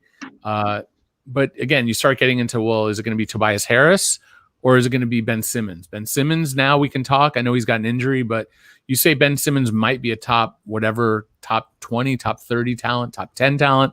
Depends on, if you're in Philly, maybe you love him, maybe you hate him. I don't know where you place him. Obviously, he can't shoot or doesn't shoot the 3, but he's a really special player in a lot of ways. Or if you're talking Joel Embiid, now you're talking. It could be a bunch of picks. It could be a million picks. I like what the Nets have to offer a little bit more because they do have some picks, some swaps, and all that kind of stuff. But they also have Karis LeVert, who, when I talk around the league to different people, be it executives or scouts or coaches or whatever, people are pretty high on Karis LeVert. He's a good salary, about $17 million, a little bit more per year, next 3 years. And then Spencer Dinwiddie's a very solid point guard. Jared Allen's a nice young big prospect. You add all that together, and it's the makings of something, right? You've got a star level potential player in Karis. You've got a decent center prospect who will be restricted soon, and you have to pay him soon if you're going to keep him, but the center market is pretty good, unless you're, $8 million a year for Plumlee. So, if that's Jared Allen money down the road, sure. And Dinwiddie only has 1 year left. He has a player option, but he's not necessarily someone you're running into the same boat where maybe he doesn't stay, but still you can always, if you're the Rockets, you can get Spencer Dinwiddie. And if you went and put him on the market, you get value back. So you don't just look at what does Spencer Dinwiddie offer to the Rockets? You say, what does Spencer Dinwiddie offer to the Rockets? If they flip him, build around Karis LeVert, and maybe even flip Jared Allen. So to me, just unless there's Simmons coming from Philadelphia, I like a Nets package more. And you can say, oh, they shouldn't build a super team. And I would love to see can Kyrie, Harden, and Durant. Wait, did I say that right? Yeah, Kyrie Irving, Durant, and Harden. Can they even play together? Given their styles of play. I mean, Kyrie is very ball dominant. James is very ball dominant. And KD's the kind of guy who needs the ball. And we've already seen him be in situations where he wasn't getting enough touches that kind of soured a little bit. I would love to see it just for the drama of it and the fun of it. It would certainly make it an interesting East. But I also like what they have to offer. So a lot on there's a lot of room for this. They could just keep Harden, or they could be trapped and end up having to move him. And I think the Nets makes a decent, to me, it makes some sense. Maybe not perfect, but I think it makes some sense. So Dwight Howard has agreed to a deal to return to the Lakers. He was recently on Aton Thomas's podcast, The Rematch, which is part of the Basketball News Podcast Network. And he had said, I'm curious to see what the number is, because he had said, look, I played last year for free. I don't want to play for free again. Last year I was willing to do whatever, but I feel like I've earned a nice contract now. So it'll be interesting to see, what the salary is here. Eric, based on kind of the spot the Lakers are in, what do you kind of think we're going to see here as far as a possible number for Dwight? Well, if everybody's with a clear head, I think they should be paying him his non-bird raise, which is going to be $3.1 million. A minimum contract is about 2.8 or 2.9 rather. So let me pull up the exact number here. Real quick, while you grab that, I have one more thing for you. The Kings have signed a 5-year, $163 million max extension with De'Aaron Fox. So Fox signs a 5-year max extension. But nice. Sorry, we'll get to that in a second. Go ahead and finish up on Dwight. Let's talk briefly on Dwight, because this is far more interesting, no offense. Yeah. So $2.6 million is what the minimum is for Dwight. So that's one possibility. The other one is using your non-bird rights because he's been with them a year to pay him 3.1. Anything over that, they have to dip into either their mid-level and they're using their biannual in theory on Wesley Matthews. So to me, it's got to be 3.1 for the Lakers. Okay. This time guaranteed. That's my opinion, but we'll see. All right, now De'Aaron Fox, the max extension with the Kings. This is interesting. What are your thoughts on this, Nikias? I love it for Fox. Get that money, young man. Love it for Sacramento. If you get a good young talent, for the love of God, keep him. So now it just turns to making sure you build around him. The drafting of Marvin Bagley has been kind of a wash because of the injuries. I have no idea how long Buddy Hield is going to be there because him and Luke Walton just have not gotten along. They've clashed over the role. Bogdanovich he's a member of like 7 teams at the same time at this point. But love the Tyrese Halliburton drafting. It's just going to be, getting connectors, getting shooters, getting defenders around De'Aaron Fox. That's the next step. But logging him in is the obvious move and also the smart move. Eric, walk me through some of the cap implications here for Sacramento. Jeremy too. Feel free. You guys can both jump in here. I'm sorry. On De'Aaron? Well, let's see. So basically, let's see. Just looking at it right now. So it's a 5-year, 163 max extension with a clause to reach the one. So basically, it's a designated contract with supermax potential. So it's going to depend on if you meet certain requirements to get the extra money, which would be whether he's an MVP of the league, whether he's a defensive player, all NBA, defensive player, or all NBA first or whatever team. So, and it depends on. They're slightly, we're not going to get into every little detail of that. Those are the general requirements, right? So for the Kings, it's a hardy investment. They won't know that number until after this season. So it's going to be based on, because he didn't qualify based on anything previously. He wasn't the MVP, all those things previously. So it's going to be all based on what he does this year. If he reaches any of those criteria, all good, gets that extra money. So they won't know the exact cap number. Also, his number will be based on the salary cap that is determined for next season, and we do not know what that is. So they are basically signing a contract that will say in the contract maximum. It won't say a number. And what the projection is that teams are using, that the league is using, I believe is $112.4 million. So that's probably the baseline would be 27.3 for him. And if he gets to Supermax, it would be 32.7, but I want to double check that. That might be, nope, I think that's actually based on this year's numbers. So let me get you what that would be on. Oh, wait, Jeremy's trying to jump in too. You're on mute, Jeremy, just so you know. It's 20. There we go. 28.7. Yeah, I'm punching it right in. It's so it's 28.1 based on 25% of a $112 million cap. And then at 30%, which is what he would qualify for, would be 33. What Jeremy, 33.7 for sure. So we have one update really quick. I think Shams was the one initially that said Dwight was going to be re-signed with the Lakers, and now he just retracted that and said Dwight Howard continues to consider all of his options. No deal done. So we have the Dwight Mare all over again. Dwight Mare part 2. So that's interesting. I think because I saw someone else say that Dwight announced he was re-signed with the Lakers. So I don't know if he put something out there that was misconstrued as being an announcement or what, but Dwight has not re-signed with the Lakers just yet. They're all agreeing. No one can sign anyway. There's no signing for a couple of days. Oh, sorry. Yeah, sorry. Agreeing to terms.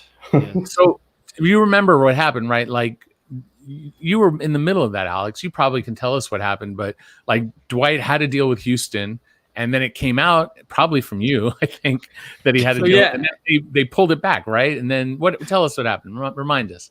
So yeah, there were reports basically throughout the day, and there's a lot of talk that Dwight was going to Houston, and then Dwight's camp was denying. And I'm not giving up sources here. They put out a statement on the record saying that no deal was done and that they hadn't reached anything. And it was kind of similar to what we saw in recent years whenever I know Chris Haynes had broke like the Gordon Hayward story, and then there was denials and turns out it was right all along. I think it was a situation where Dwight's camp wanted to manage their announcement, and they really had a bunch of stuff planned, and then they weren't too happy when it leaked. But that happens all the time in free agency. Reporters are always talking to different people, and there's so many people that are involved in a situation like this that can leak things, whether it's the team, whether it's the agent, whether it's people the player's talking to.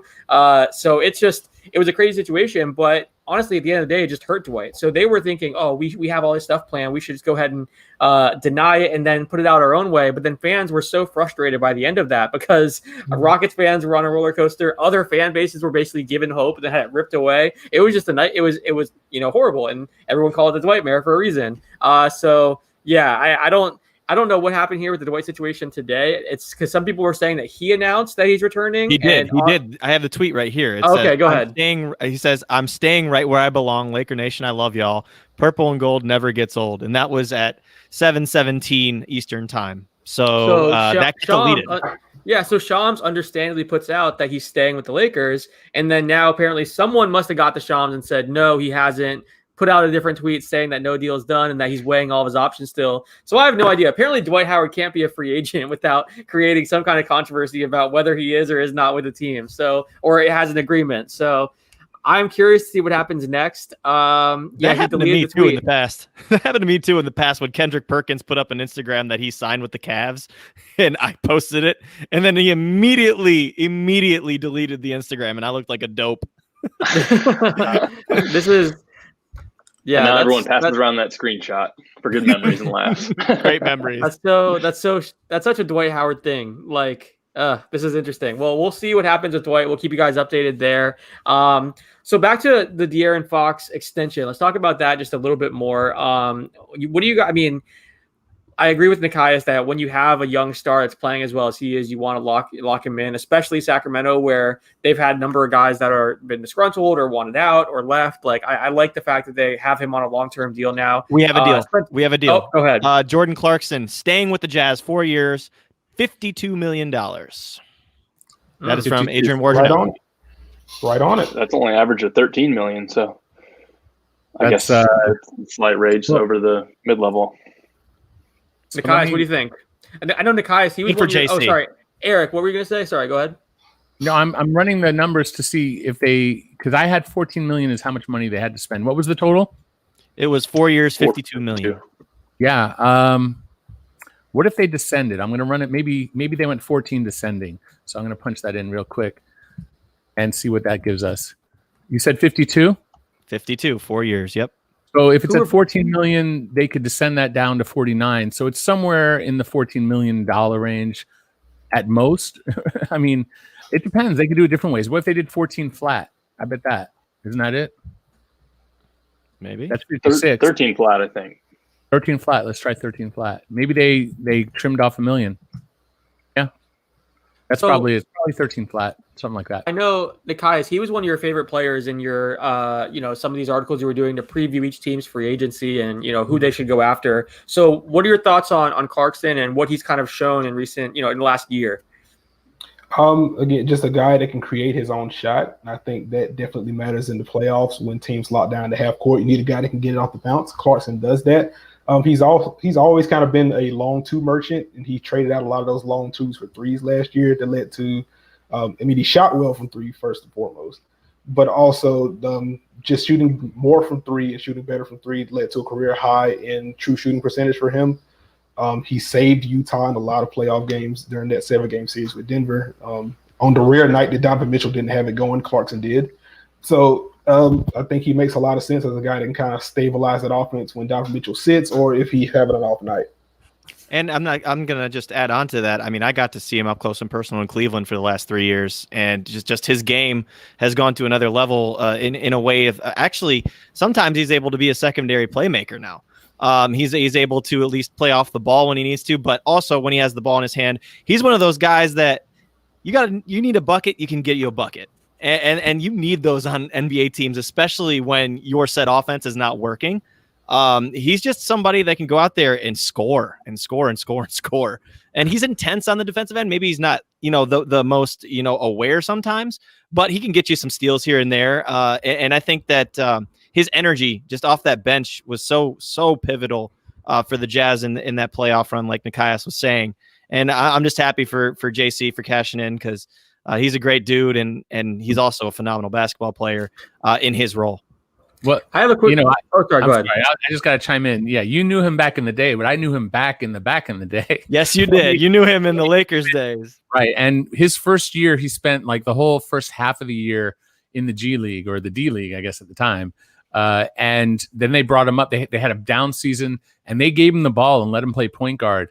And he was like a 5 or 6 assist game point guard. Really did a great job for them. And then over time, his game became more, he was never going to be like Chris Paul or anything like that. So he does have some playmaking, but he's just like, some teams would hate his game.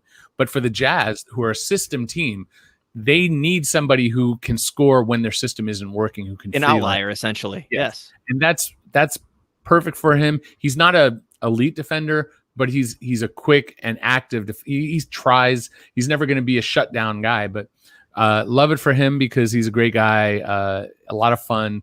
I was around him for a lot of years. So whenever I saw Jordan in Boston right when the shutdown was about to happen. I was there for Sloan, and I went to the Celtics game, and he shared a locker right next to Donovan Mitchell, who ended up having positive like a few days later. So I was sort of freaked out, but I caught up with him there. Same. They were in Cleveland. He came back to Cleveland. The same thing happened.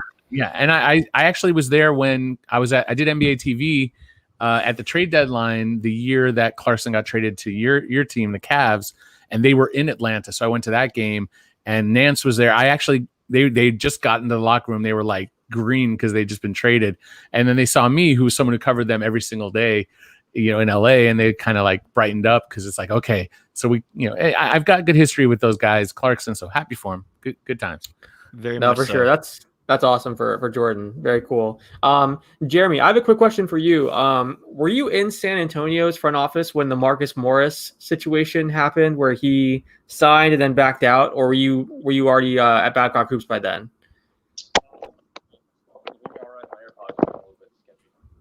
Oh, actually, it sounds like you're really.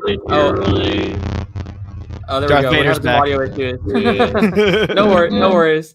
It's all good. It's all good. All good. Dang, I was gonna ask him about that because I think definitely want to hear his answer on that though. Yeah, I do remember that situation.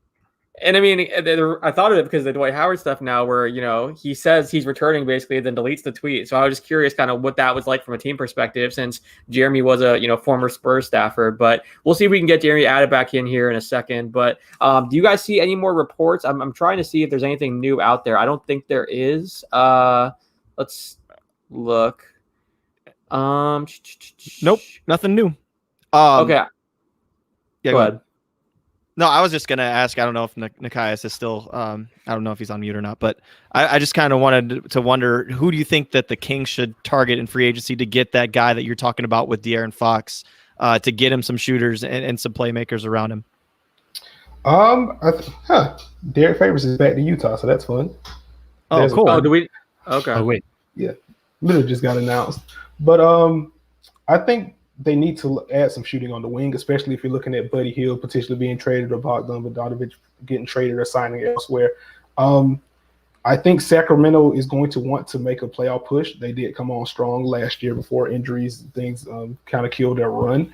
I would probably disagree with that. I think they're still a year away, but I think their management will want to make a playoff push. So maybe going for a veteran like a Justin Holiday, a guy that can run in transition with De'Aaron Fox, that can defend, can shoot threes, stationary or off movement, good in the locker room. I think he's the kind of role guy that would fit there. You can go with some lower level shooters. Each one more is the guy that could probably get for cheap, come off the bench. Wayne Ellington is another movement shooter that the Knicks just got rid of. I think he helps quite a bit. You want some guys that can generate some sort of gravity in the half court while De'Aaron Fox still develops as a pull-up threat. So here we have the details on Favors' deal. It's a 3-year, nearly $30 million deal with the Utah Jazz. So let's talk about that. Nikias, what are your thoughts on Favors going back to Utah? I mean, I love that for them, especially since Utah, they just traded Tony Bradley. They did draft the center, but he seems to be a year or so away. So I think Derek Favors makes sense for them. He's obviously familiar with the team, with the organization, so there's a natural fit there. I'm surprised that he got as much as he did, just because he was kind of moving around like a corpse during the bubble.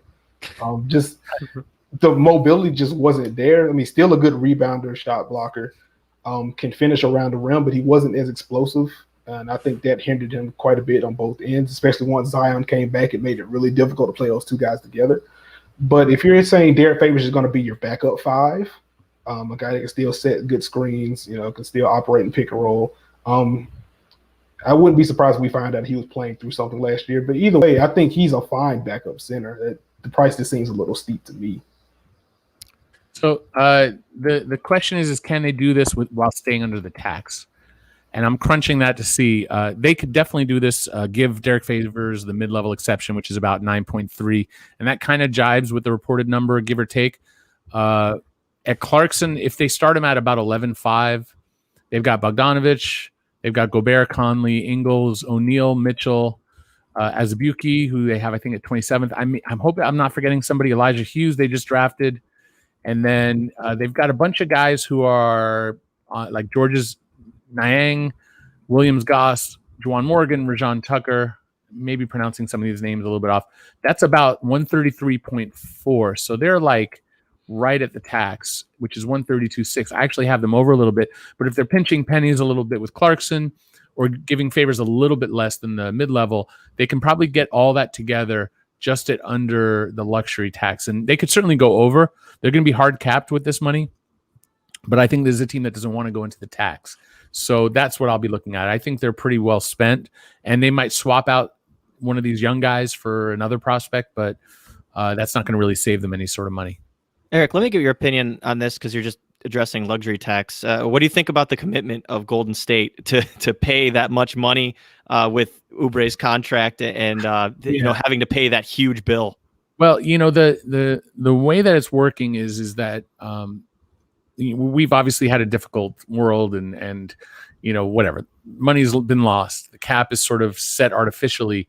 One of the concessions that was made was that the tax will not impact teams as much as it would normally do so because they want to encourage teams to spend. And had they dropped things, well, basically where we are, teams expected the tax to be around 139. So all of their projections and planning were that they could go up to a certain price and not get over the tax. But now suddenly it's down to 133 about, and you're stuck. You can't build your team. You can't spend.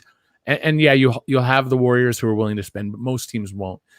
So how this benefits the Warriors is that if they were going to be paying $80 million in tax for this Oubre thing, maybe they're paying 50, 55 and that. So it's not as bad as it looks.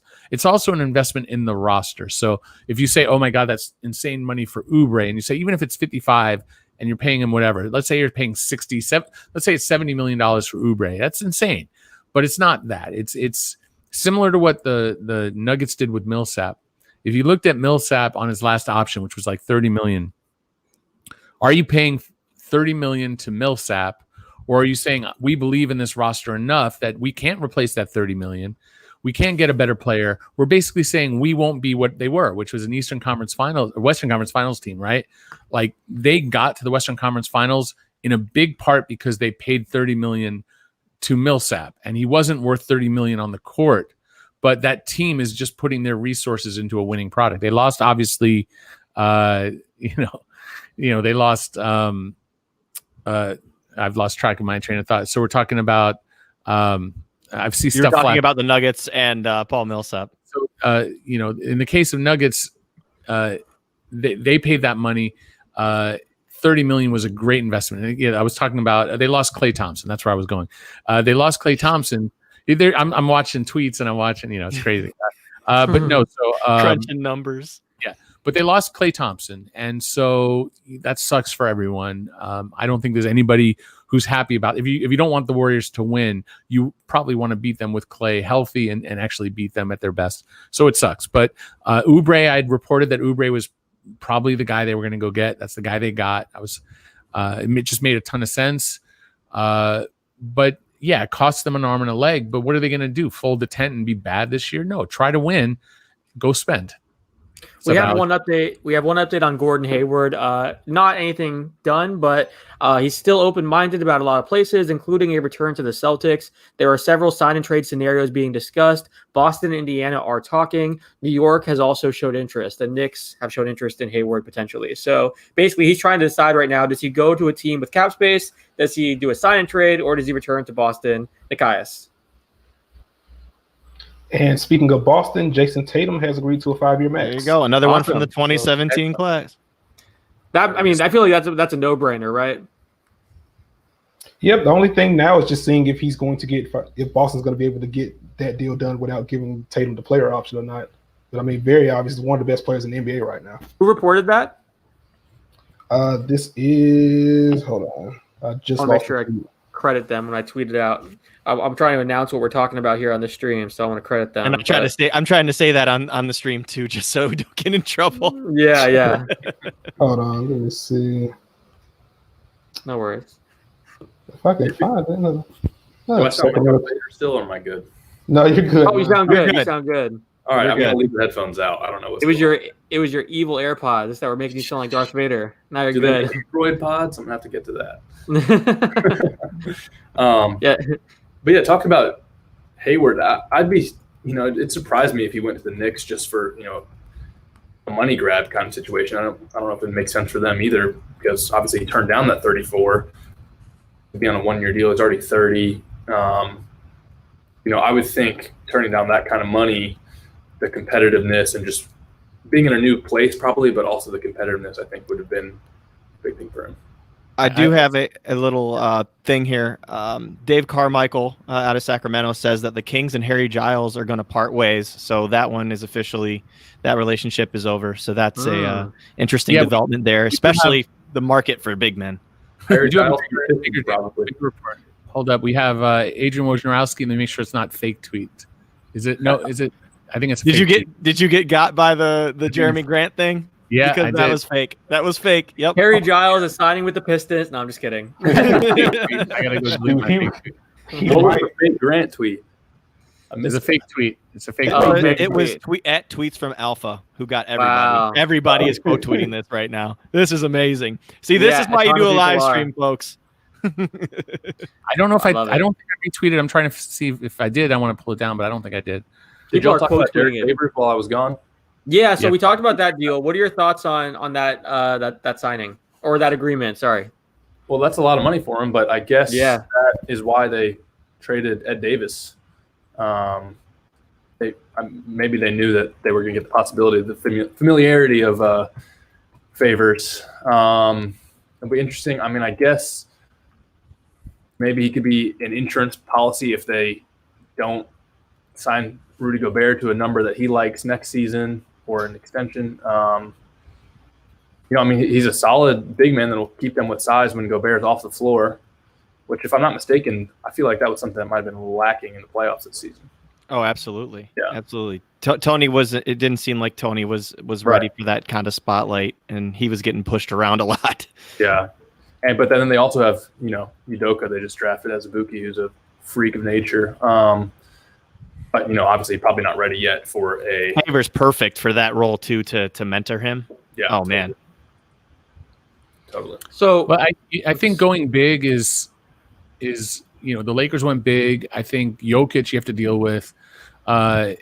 It's not as sexy, but the Warriors, the way they played, with Clay hurt is not what it was.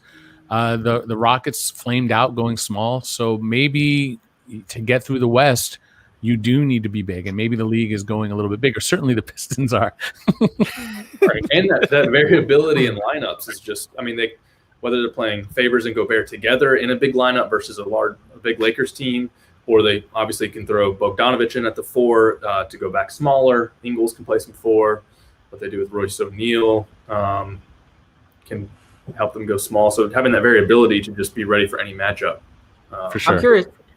I want your thoughts on it, Nikias. I know, again, going back to those free agency previews that you did for basketballnews.com, Harry Giles is one of the guys that you talked about and, really liking his game, talking about him as a possible bargain, steal for some of these teams in free agency. The fact that he's not going back to Sacramento, what are some teams that could be a fit for him, and why are you higher on him than maybe some other people? I think really any team or any contender that needs a backup center, I think Giles makes sense for. Personally, I'm just a sucker for any big man that can pass the ball. Harry Giles can do that in a multitude of ways. The injuries in his NBA career, going back to his high school career, they've sapped some of the athleticism from him, but he's still a plus athlete. So he's a guy that can operate in those traditional pick and rolls as your roll man. He gives you some short roll game there because he can pass the ball. Portland made that move to bring in Enes Kanter. I would have loved to see Harry Giles somewhere in Portland if he's running high pick and roll with Damian Lillard. You give him that much space to pass into or to roll into. I feel like that would have been a great spot for him. I mean, Boston makes sense with the way they run pick and rolls with Kemba Walker, especially now with Enes Kanter gone. If they want to add another big, depending on how they feel about either Williams or how they feel about Daniel Tice moving forward. He's just a smart player, an athletic player. If he can stay healthy, I think he's going to be really pretty. He's going to be really good. I feel like his frame is really nice too, just because like it's a little unique. He can kind of slither at that position, and it's a little interesting because he'll he plays some 4 and also some 5 when you need him to. But like he can just kind of get into crevices, and that's kind of like what I like about his game. Yeah, it makes him really. Go ahead. No, sorry, go ahead. I was going to say that opens up some dribble handoff opportunities as well. Teams are playing over shooters. He can fake the handoff, get to the basket in a couple of dribbles, and again, he can finish from there and pass from there. Just a really unique talent if he stays upright. There was a minor update from Woj again, nothing too crazy, but basically said that contenders in both conferences have an aggressive early pursuit to lure Serge Ibaka out of Toronto. The Raptors also have strong interest in keeping him. So no teams mentioned there, but there was some report earlier. I saw that Ibaka was on like a private plane, and people were saying that it looked like the Blazers plane. So that was some, sleuthing among fans, thinking that maybe the Blazers are meeting with him. I don't know if that was true or not. Twitter. Yeah, I don't know if it was confirmed, but it was, fans were speculating that. And I mean, it's not a big surprise. Ibaka, we kind of talked about earlier, he's one of the bigger names that are available in this free agency class. So, of course, he's getting a lot of interest. But when you look at possible fits for Ibaka, what are some teams that stand out as a possible landing spot? Nikai, we can start with you. Go ahead. What was the question? Oh, sorry. For Ibaka, what are some teams that stand out as a possible landing spot for him? I think Brooklyn stands out. The Lakers still have their full mid-level, so I think that could be a spot. It's obviously going to depend on how much money Ibaka wants. Toronto can obviously outbid guys. They're going to have this bird rights, so they can give him as much money as he wants. But I think Brooklyn, the Lakers, Miami makes sense still to fit in that 4 spot if they don't bring Jay Crowder back. Boston would be a fun spot. If he wants to take a bigger haircut. I mean, they're only going to have the taxpayers mid-level, if I'm not mistaken, puts him around $6 million. So maybe he doesn't want that much, but I think he fits a lot of spaces, just the way that he can shoot, the way he can protect the rim. What do you think he's going to command? Because I mean, we were just talking about the bigs that have signed now, and there were a couple that made $9 million, $10 million a year. Do you think that increases Ibaka's value, like just as far as him cashing in somewhere, or what do you think his preference was to be? I think that puts a lot of pressure on Toronto to pony up, if anything, because they're the one team that I think Ibaka would agree to sign with. Like, I don't think he's going to Charlotte. I don't think he's going to Atlanta. Detroit. Yeah. Detroit signed off. They don't need any more bigs. So I think it puts onus on Toronto, because now, looking at the bags that these other centers have gotten, like, you have to pay Serge, even if it's a 1-year balloon type deal or 1+1. You have to give him the bag, or he's just going to take the mid-level on a better team. Eric, when we talk, I know the Nets have been linked to Ibaka. Obviously he played with Kevin Durant in the past, and that's one of the teams that have been mentioned. Hey, Iman, what's up? How you doing? Good. How are you guys? You guys are talking Iman, Morgan Freeman's in the chat now, guys. We're so lucky to have him here. This is amazing. He looks a little bit different, but it's okay. His voice is not as deep as I thought it was. It's the lighting. Very confusing. Iman is the host of Canada. Iman is one of the co-hosts of the Dishes and Dimes podcast, which is part of the Basketball News Podcast Network, and we appreciate you joining us. Thank you. Very cool. It was fun listening to you guys this entire time as I was trying to act as a producer. You were crushing it. We appreciate it. You're killing it. You're killing it. You're popping up the questions and all that, and all the tickers and all that stuff. Great work. Doing a great job. Eric, I want to ask. Go ahead. Yeah, sorry. Go ahead. No, you're good. Y'all may have talked about it when I was AWOL there for a minute, but did we talk about, I think that's Derek Favors at the MLE, and that would put them up against the hard cap, I believe. I don't know if y'all talked about it or not. So this is what I have. We did briefly talk about it. I have them with Conley, Gobert, Bogdanovich, Clarkson at 11-5, Ingles, 11-5 starting, O'Neal, Mitchell, Azubuike, Niang, Williams, Goss, Morgan, Tucker, Hughes at the minimum, Favors at the full mid-level. To me, that's 133.4. So that puts them right above the tax with a hard cap. I think they're okay. as far as hard cap. But Okay, I've got a lot of these non-guarantees still on there. Go ahead. Sorry. What I believe, what I had heard was that the Jazz were willing to pay for a big man, the mid-level, but they would need to stay under the tax to do so. That's what was going around the circuit as far as buzz. So I'm curious, there might be some nickel and diming with these numbers where maybe Clarkson is 11-3 and Favors is, maybe he's not full mid-level. Maybe Elijah Hughes is 8-9-8 at the mid-level and on like a multi-year deal. And so maybe, I could see little ways that they can finagle this to get under the tax. And my gut says that they get it done and they're under the tax. Eric, I know it depends on, certain things that happen, but how much room does Brooklyn have? Because again, we were talking about them as a possibility for Serge Ibaka. There have been different trade rumors about the Nets, and I think people are kind of curious. I saw some comments in the chat here about how much cap space the Nets have. There's no caps. Like they're like at least. Well, they let go of Garrett Temple. I still have without Temple, and I haven't taken off Musa yet, but that's not going to make a difference at 138.2. So I basically have to swap in Shamet. I haven't done that yet, but it's roughly the same. They are an over the cap team, and they're not only an over the cap team, they're over the tax, which means the only thing they have to offer is $5.7 million.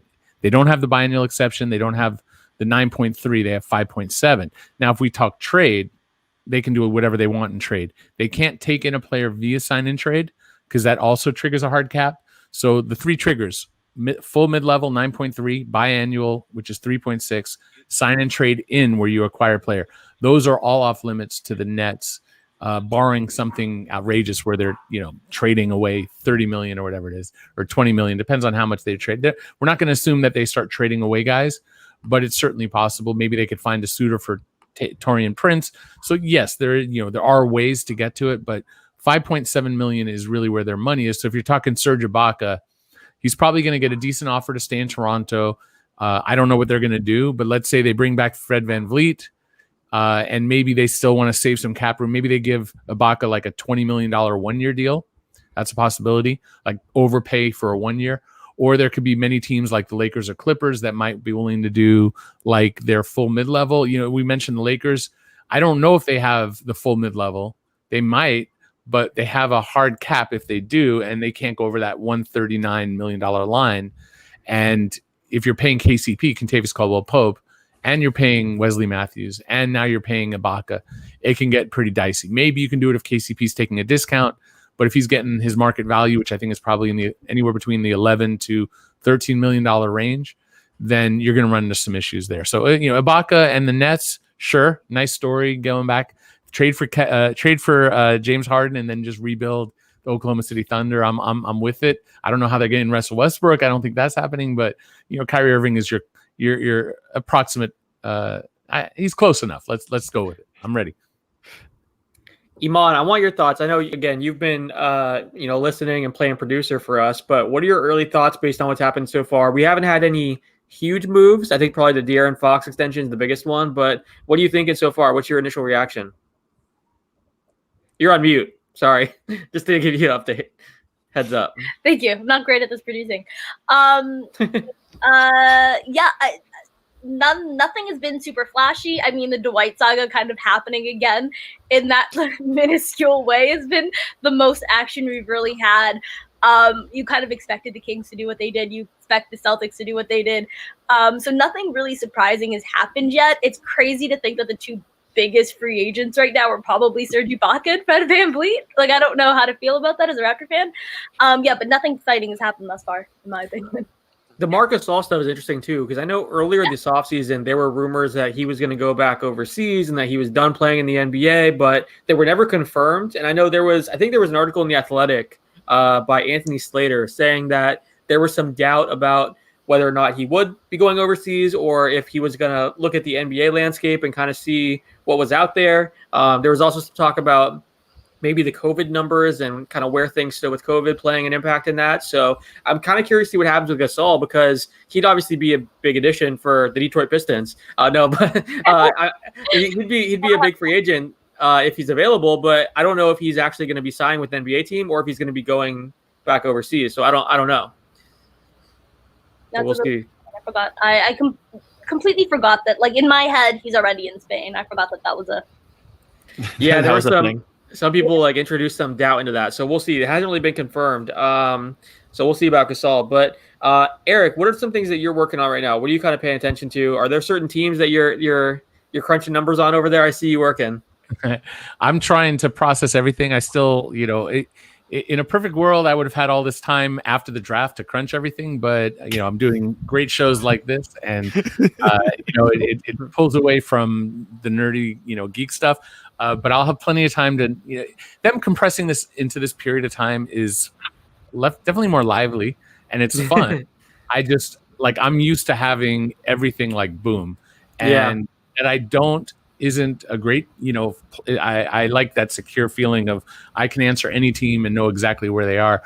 But like literally, I still haven't processed everything because it's just not. Usually we have a week. But I'm trying to track a few different things. Some things I can't discuss on the air because I am consulting a little bit. So a little bit of communication with folks about that.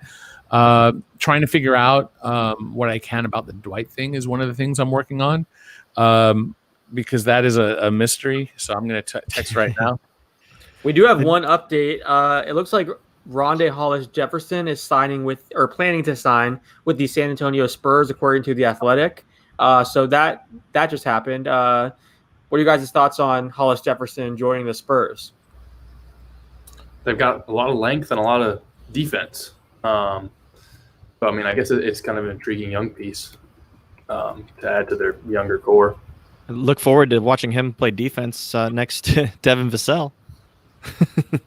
Yeah, and DeJounte Murray and Derek White. Yeah, that's a long team. I mean, maybe not so much on the scoring front from that front court, but that's a long team. I'm interested in what do we think the Clippers might be, waiting on. I mean, obviously Patrick Patterson is their only signing. Go ahead. Oh yeah, go ahead. No, I was going to ask you. I was going to make a comment and throw it to you anyway. So go ahead. Well, the Clippers are Marcus Morris back with bird rights. I think in the neighborhood of $15 million is probably a reasonable expectation. They need a point guard, and so I personally think, and I can't say this is happening, that they're trying to see if there's a way to get to George Hill out of the Bucks Pelicans trade. That's kind of the centerpiece of some. Where do the Bucks, not the Bucks, I guess the Pelicans now go with? They've got Lonzo, they've got Bledsoe now, and they've got George Hill, and so the Clippers have Patrick Beverley potentially available. JaMychal Green opted out, and so they've got to figure out they needed more big men, not fewer. So I think there's a big question about is Montrezl Harrell the right guy to invest in and how much? I don't know if they should let him go. At the same time, they shouldn't overpay him. The market is kind of weak because as we talked about, the Pistons are basically spent. The Hawks haven't committed, right, where we were expecting to see Danilo Gallinari, maybe to the Hawks, maybe Bogdanovich. The Knicks still have a lot of money. We haven't seen big commitments of their money yet. And the Hornets have a chunk of money I don't think is spent. So are any of these teams going to go after Montrez? If the answer is no, then the Clippers have a real stranglehold on his market. He's basically looking at mid-level. So I could see them keeping him at the right number and then maybe looking to move him down the road or maybe stick to that core. But I really think adding a point guard to this team would really help. Now they got Luke Kennard is another creator-ish kind of player. But to me, he feeds into what they already are. A bunch of guys who are not points, who can create with the ball and create for others. But if you had like a Rondo on that team, now you've got something that works. Now, Rondo's later in his career. He may be the short-term answer just because the Lakers seem to be going in a different direction. The Hawks are certainly a candidate for Rondo, but if that doesn't work out, I can see the Clippers going after Rondo to be the setup man so that you get Kennard good shots. You get Kawhi shots without him having to work as hard. You get Paul George shots. So a lot to figure out. I think the fulcrum point would be Montrezl Harrell. That's the tough decision. And if there's a way to get to George Hill or maybe even Eric Bledsoe, I think that's also a possibility. Eric, if that doesn't work and say like you have a plan B or plan C, do you think someone like a DJ Augustine could work there, or like even a Jeff Teague, like at low value a little bit? See, to me, none of those. Well, so like Jeff Teague, you're not making me like, oh yeah, that's the answer. Like for me, DJ Augustine, the pick and roll point guard. He's slight of build. He's not a very good defender. To me, it's like you got Lou. Lou is more of a scorer, but you have a similar body type.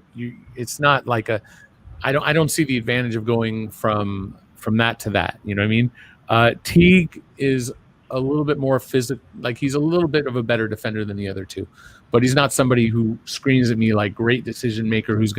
He's probably the best or the closest to a true point guard out of those names. I mean, you could say certainly Augustine is more of a true point guard in the pick and roll sense. I'm not in love with any of that. So that's the challenge. You know, Patrick Beverley is not a point guard. He's just not. He's a very tough physical defender, but he's a shooting guard. He's basically closer to what Derek Fisher was than a true point guard, and that's the problem. And Doc Rivers let them run like offense by just getting the ball to the open man and create something, which is great, and it works. But when you get to the playoffs, that's really hard because now those players aren't open, or the ones who are open are your non-shooters, right? Like teams that are really, really good defensively know what to do. A true point guard can create something that when it's not there, run the offense. To me, that's what the Clippers need more. That you can get a defensive center to go bang with Jokic. I don't think that's an emergency. I think their leadership on the floor is what was the missing ingredient for the Clippers this postseason. Real quick, I do want to provide one update. It seems like so I was seeing that Rondae Hollis-Jefferson update from one of the Twitter accounts that aggregate a bunch of reporters. I think it was fake. Yeah. So Alex, you got. Yep. So that's deleted now, but that apparently is not real. So we don't have Hollis-Jefferson going to the Spurs. But just wanted to. I saw some people in the comments saying that. So just wanted to provide that update. This is not free agency related, but I did just see this. It's pretty interesting. The Suns announced that they're going to be furloughing 5 to 10% of their employees, and that 20% of the rest of, or 20% pay cuts would be enacted for the rest of their employees. So something interesting to throw out there, but not free agency related, just some NBA news that was put out there in a Friday news dump. Unfortunately, that's horrible news for those employees, but something to talk about. Got to pay for Chris Paul somehow, I guess. Seriously.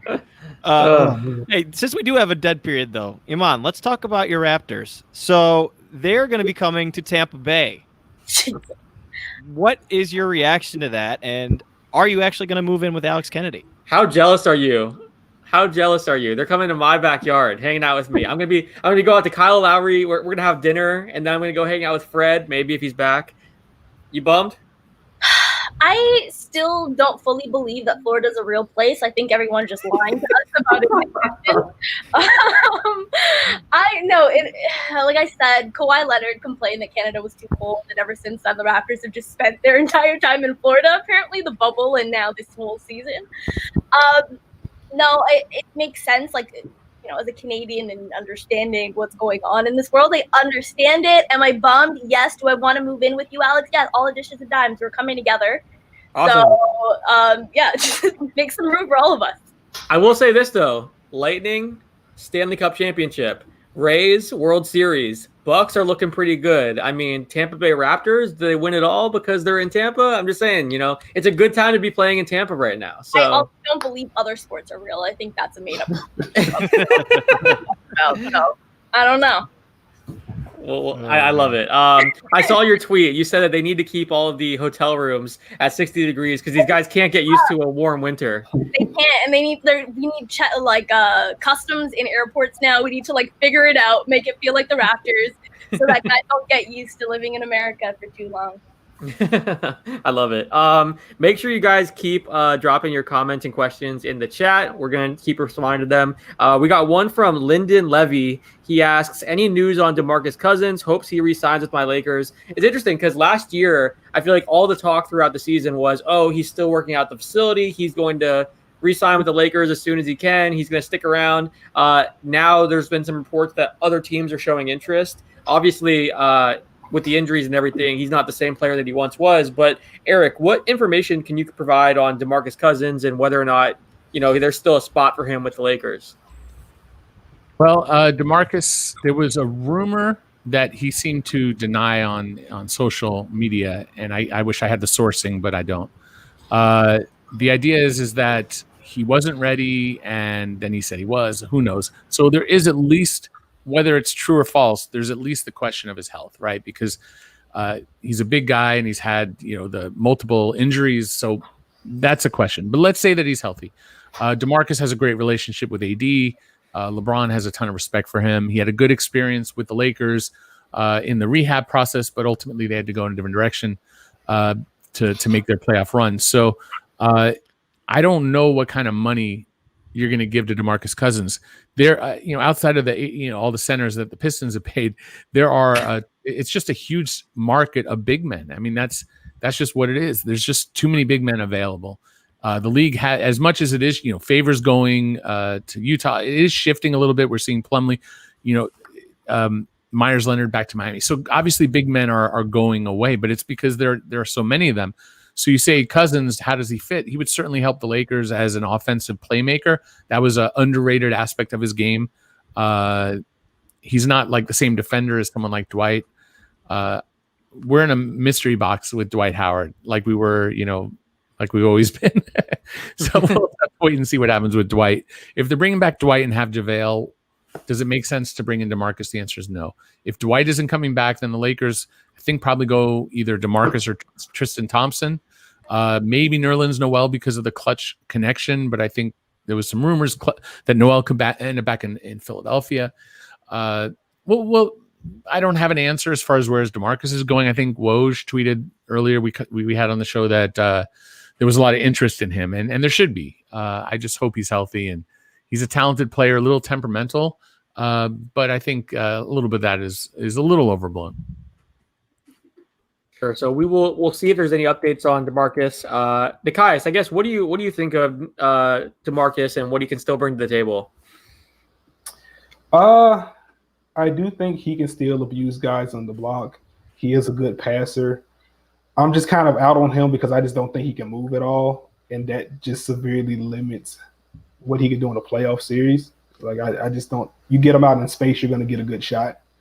So especially after all the injuries that he's dealt with over the last couple of years, and he already wasn't a great defender before the injuries. So I just kind of worry about what his playoff value is. And I mentioned the post scoring of the 3-point shot has kind of came and went. So if the shot isn't there, then he's basically going to be some version of a high usage post up big that can't defend.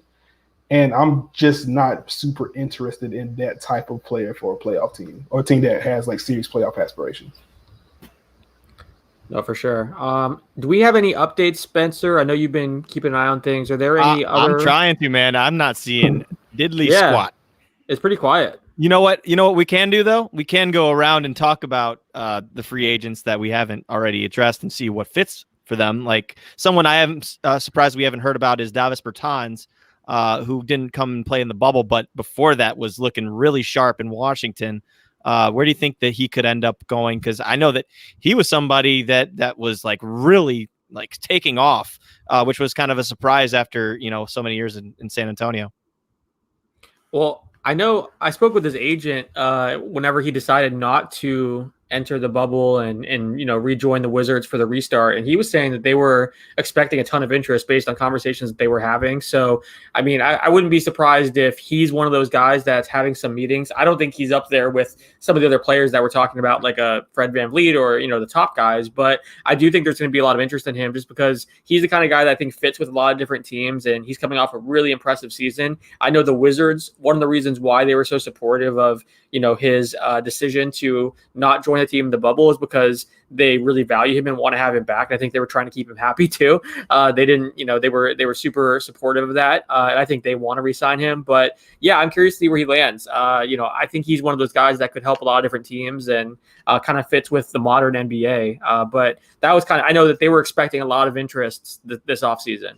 His ability to pull up in transition last year was just outstanding. Like I couldn't believe what I was seeing. Like he could stop on a dime in like literally like Steph range, Kevin Durant range, and just knock down threes. I think he was shooting like above 60% from deep or something in January. So that's something that I'm curious to see where he goes, because I think he could really maybe not shoot 60 or 70% from deep on a consistent basis, but somebody that could definitely help a team that needs a stretch four. Yeah, we have a lot of questions popping up in the chat right now, so let's get to some of these. Super Teamer asked, best guess for Russell Westbrook's next team. That's kind of a tough one. Again, there were some reports that there really wasn't much interest in terms of a trade. I know his contract makes it pretty tough. Whoever wants to jump in, what are you guys thinking as far as Westbrook's next team? A guess or prediction? We heard reports on Charlotte. We've heard reports on New York. I mean, those are the two that have come up. New York, I think it would be a great idea just because of the aura that he would bring and the kind of toughness and his mentality. I know that we're looking at different situations there, especially if they bring in Fred VanVleet. But I'll pull an Alex Kennedy here. Etan Thomas on basketballnews.com wrote a good article about how he's a Knicks fan and he thinks that his kind of attitude would fit right in there with the New York style. Charlotte, as for one, we were already talking about taking the load off of LaMelo Ball a little bit. I think that he could fit in there nicely. Play a little bit of that switch in between on and off ball with LaMelo as a slasher, or whether LaMelo wants to come off of screens and shoot threes, whatever you want to do there. And plus that would also help Charlotte kind of, get up a little bit more in the standings. So I think those are two teams that we've heard. I don't know if that's where he's going to end up, but I just wanted to provide that kind of information. Where do you guys think that he could fit other than Houston and those two teams? I think Washington is actually an interesting fit if those talks pick up. Playing alongside a guy like Bradley Beal that can shoot and can score. Davis Bertans comes back. That's a guy that can obviously shoot the letter off the ball. Thomas Bryant is a nice pick and pop big. The three-point reputation is probably a little higher than the reality right now, but he is a guy that can step out and shoot. They already play pretty fast, so that definitely fits. They can juice that attack. You can help get Rui out in transition. That's where he's at his best, just kind of dunking on dudes, getting those quick duck ins in transition as well. That's going to take some pressure off a guy like Denny, who they just drafted. He doesn't have to create as much. I think Washington definitely makes some sense. But again, I would say Charlotte's also, you just mentioned Charlotte, but Charlotte just makes a lot of sense. They need someone aside from Grant Riller that can actually drive to the basket. Devontae Graham obviously can pull up. LaMelo Ball will pull up from quite literally anywhere, but he's not a guy that's a particularly strong finisher at this point, or a guy that really seeks out contact. So I think adding Russell Westbrook there is a guy that can generate some real rim pressure there. There's obviously the MJ connection with Jordan Brand and things of that nature. So I'm sure Charlotte wants to get back into the playoff hunt, and Russ is still a floor raiser at this stage. So I think that would make a lot of sense. We have a few more questions. AKA Brian said, we're still awaiting the decision with Carmelo. Now, Carmelo is one of those guys that I'm curious to see what happens with him in free agency. I think he's obviously someone that's probably going to, it's going to take a few days, and other dominoes will probably have to fall before we see something with Carmelo.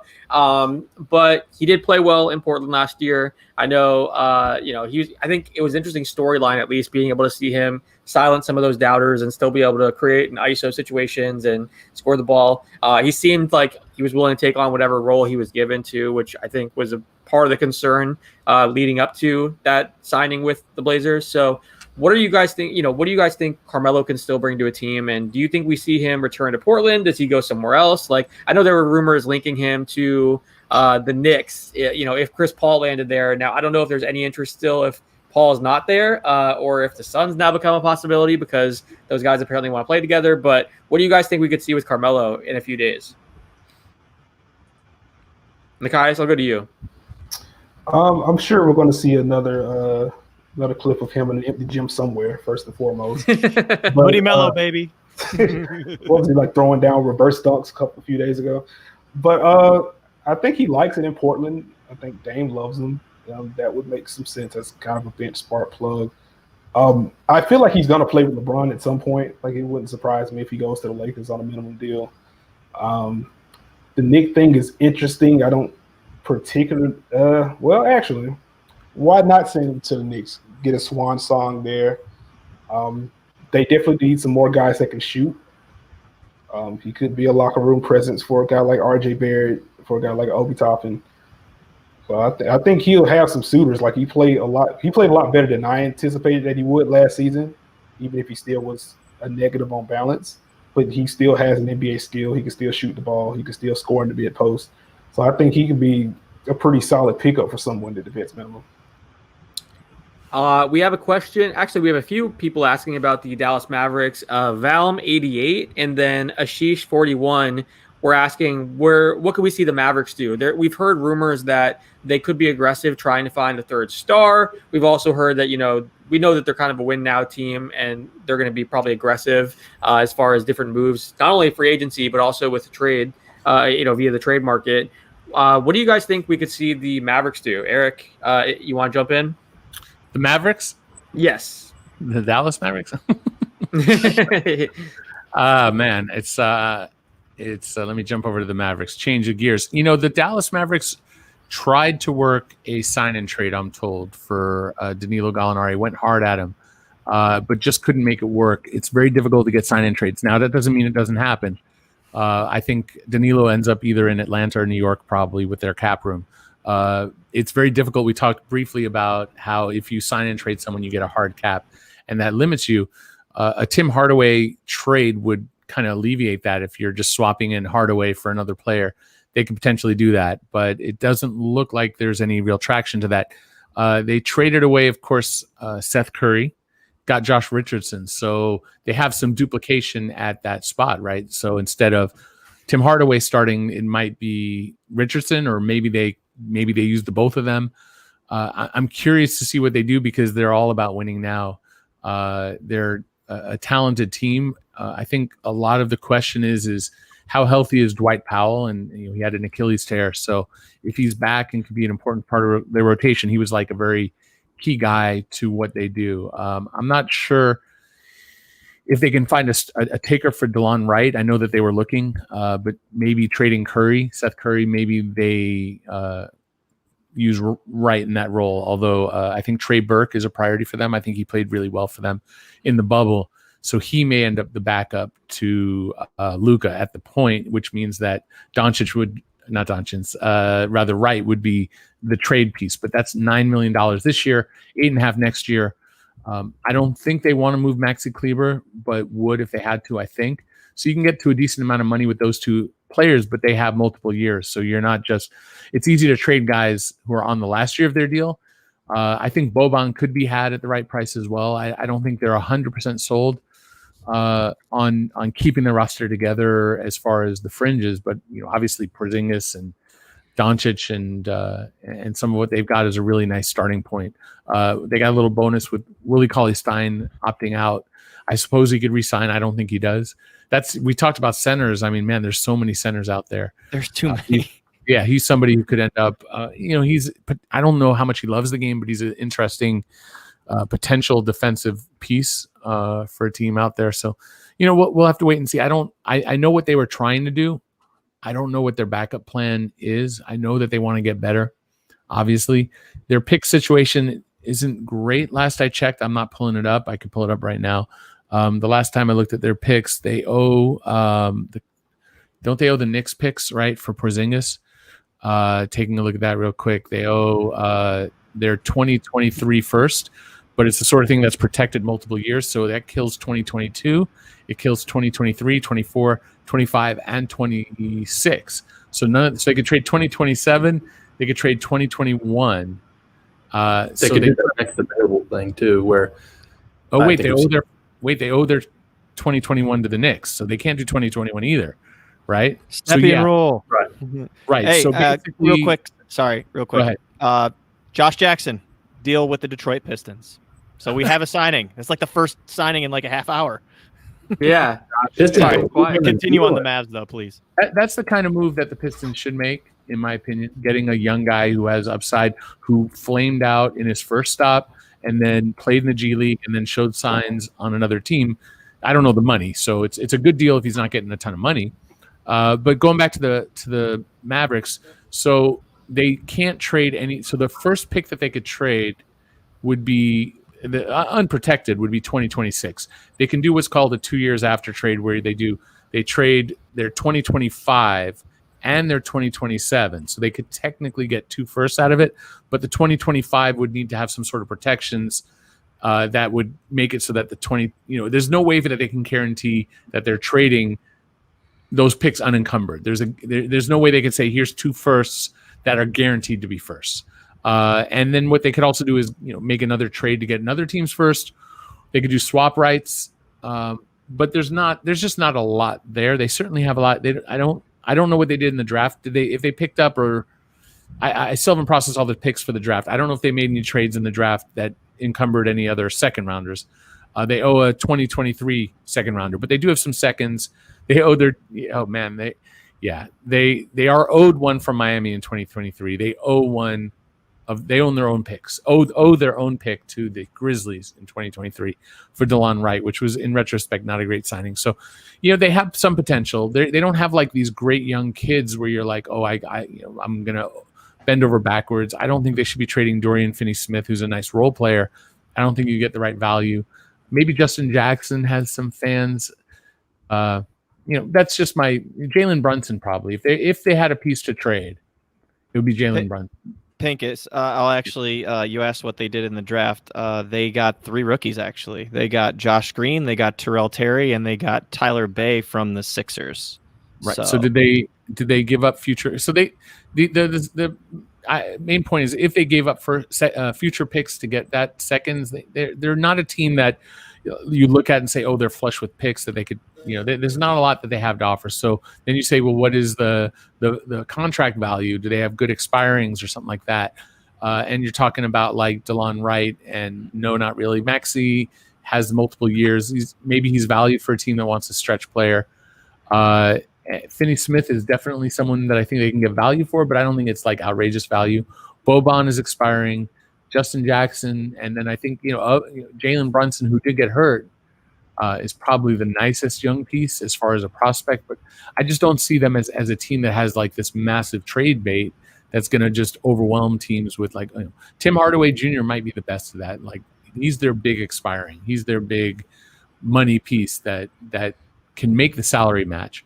But is there anybody else that is like, how are you going to get a really good player? Who's going to give? What are they giving up to get? That's really the question. I don't know for Dallas. There's another question here from Pure Magic 407, who asked, what should the Magic do? They have a major weakness at the small forward position. Any good fits in free agency? Earlier today, I'm not sure if you guys saw this, but I believe there was a report linking Russell Westbrook to the Magic for Aaron Gordon, some kind of package there. There's also been some talk that the Magic could be looking to make some big moves. What do you guys think the Magic could do?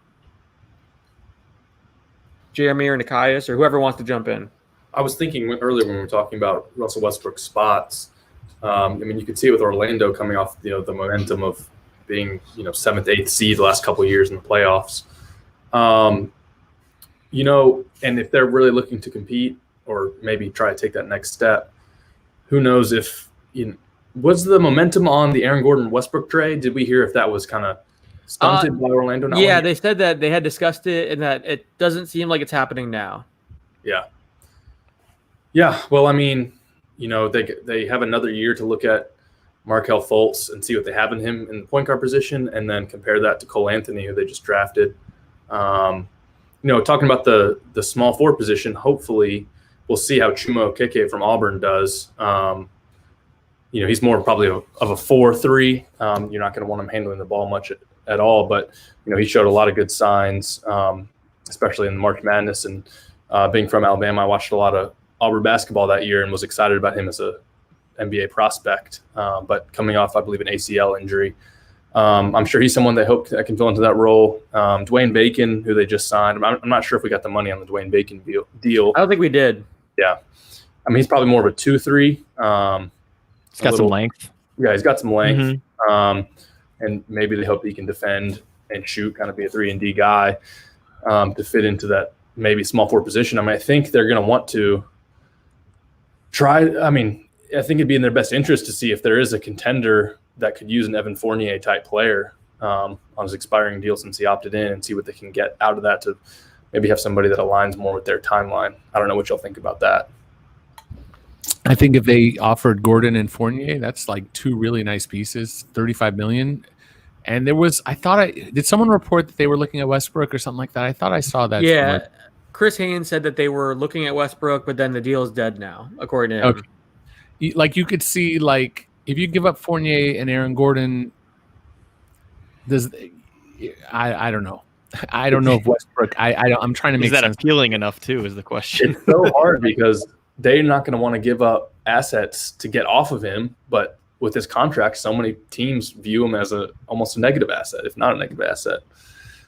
So there could just be a wide chasm in, what the value is for both teams. Right.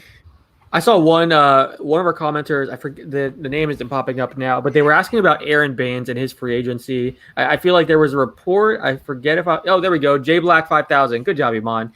Said that was basically asking what Aaron Baines is going to get. I think there was a report saying that he had interest from a number of teams. What do you guys think we could see happen with Aaron Baines and his free agency? Nikias, Eric, go ahead.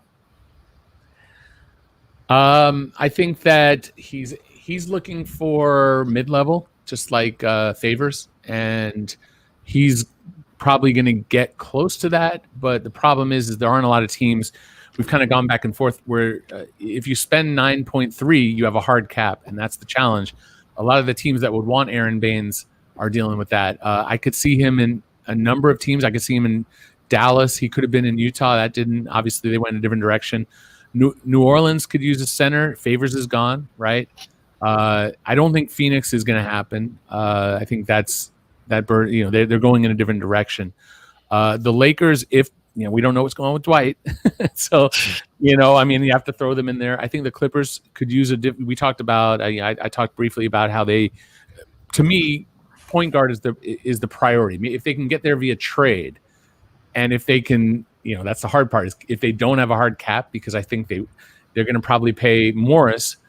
It's the sort of thing where if Baines is willing to do 5'7", now you have a shot to be the guy with the Clippers to go bang with Jokic and help make that team more complete. That makes some sense there. The problem with the Clippers is that if they bring back Montrez, they only play him at center, and you have Zubats where those minutes. Gosh, who else is there? I mean, the Celtics could use a center because aren't they let go of Cantor, and who do they even have? They play Robert Williams.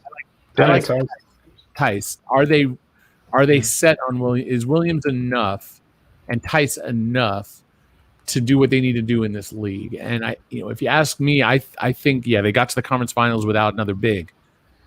But to me, that makes some sense. But they're also trying to trade Gordon Hayward, so they're not going to be going and signing a Aaron Baines right now, because if they get let's say they get Miles Turner back, then you don't need him. So looking at other Pelicans, the Pelicans were also rumored, according to Rollman 3, as a possibility.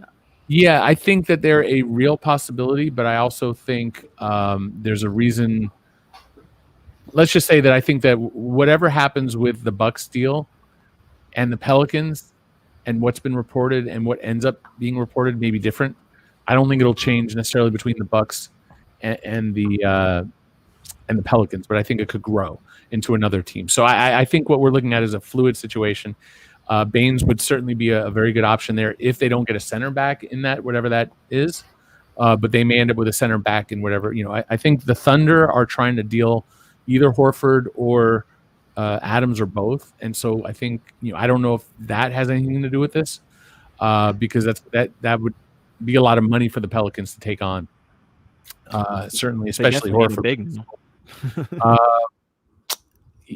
Adams would make sense because he's short term, but he's a lot of money, and you might have to include JJ Redick somewhere, so just to get to the money, or some of their under. They have a lot of guards on that team, so. I'm trying to see if there are any. There was one or two other teams that I think make sense for Baines. He's in his 30s, so he's not like a young guy, but he's someone who, for a win now team, because he's a good defender. He's like someone who he gets dunked on a lot because he's willing to. He doesn't have that ego. Some guys aren't going to even challenge. He's like, I'm going to go get in your face, and then he's also someone over the last couple of years who's shown he can shoot the three. So I think Baines is a good get for anybody who wants to compete, but I just don't think we have all the facts yet. Maybe New York. I think that could be a reasonable place for him. What about the Raptors if Ibaka and Gasol are gone? I think the Raptors are another question mark. They're another fulcrum point because they have the biggest free agent, maybe top 1 or 2 or 3 free agent in this class, right? Vanvleet, to me, is maybe the number 1 free agent. I don't know. I haven't ranked him, but he's among that. So are they keeping him? And if they're not, then they have cap room. And are they going to use their cap room? And is Serge going to wherever? I could see Serge going to about 10 teams, including the Clippers or Lakers. Breaking news. Uh-oh. Woj reports that Danilo Gallinari is finalizing a 3-year, $61.5 million contract with the Atlanta Hawks. See, cool. That's why you guys should hang out with us. Eric Pincus was all over that. Said that he was likely going there. He was all over that for like an hour. Yeah, I had that a long time ago, but not a long time ago. We're all on a short time frame. Long time ago, meaning there was a chance that the Knicks could have pulled him away. So Danilo, from my understanding, is the goal was to go to a playoff team. Tried to go sign and trade to Miami. Tried to go sign and trade to Dallas. They worked it. Didn't happen. Couldn't get the numbers to work. There were a few other teases and possibilities, including Toronto. But ultimately, it just didn't work sign and trade. So then it became Atlanta's willingness to pay and the Knicks' last-ditch effort to try to buy him away from that. But he stuck with the Hawks, so good for them. Good for Danilo for getting that kind of money. And he got a little bit more than I expected by, just a little bit. He got just a tiny little bit extra. We reported this on the draft show that we did that the Hawks were being very aggressive and we're talking about win now moves. There was a lot of, rumblings about Gallo. There was some talk about Rajon Rondo. They were shopping number 6 overall pick. So they're definitely being aggressive and trying to bring in veterans. So yeah, this is interesting. I think it's a nice addition for them. Obviously he was someone that was being talked about as one of the bigger free agents that a lot of teams were really wanting. We saw at the trade deadline even last year how many teams were interested in Gallo. So I like this pickup. Nikias, what do you think about the fit with the current Hawks roster? It definitely helps Trae Young quite a bit. Now he doesn't have to be the only guy that can create in the half court. John Collins has a little bit of ball skills as a face-up guy, but he's mostly a pick and roll threat. Trae basically had to create everything, especially with Kevin Huerter dealing with some injuries and working himself back. Gallo is a guy that can get them buckets on all 3 levels. Great three-point shooter, good mid-range guy, can post up smaller guys. The big thing is that he gets to the line a lot, and I think that definitely helps when you go in late fourth quarter. You see the guy that get a bucket against a set defense. Danilo Gallinari can do that for you. For the Hawks in general, it's weird because their front court is very crowded. Like Clint Capella is there, John Collins is there. Even DeAndre Hunter, who they drafted last year, he profiles more to me as a 4 than a 3. They also, hold on, we have some more news. Oh my goodness. Dwight Howard has agreed to a 1-year deal with the 76ers, according to Shams. Wow. So, wow. Wow. That's crazy. Oh, man. So what happened? Okay, hold on. I wonder what happened.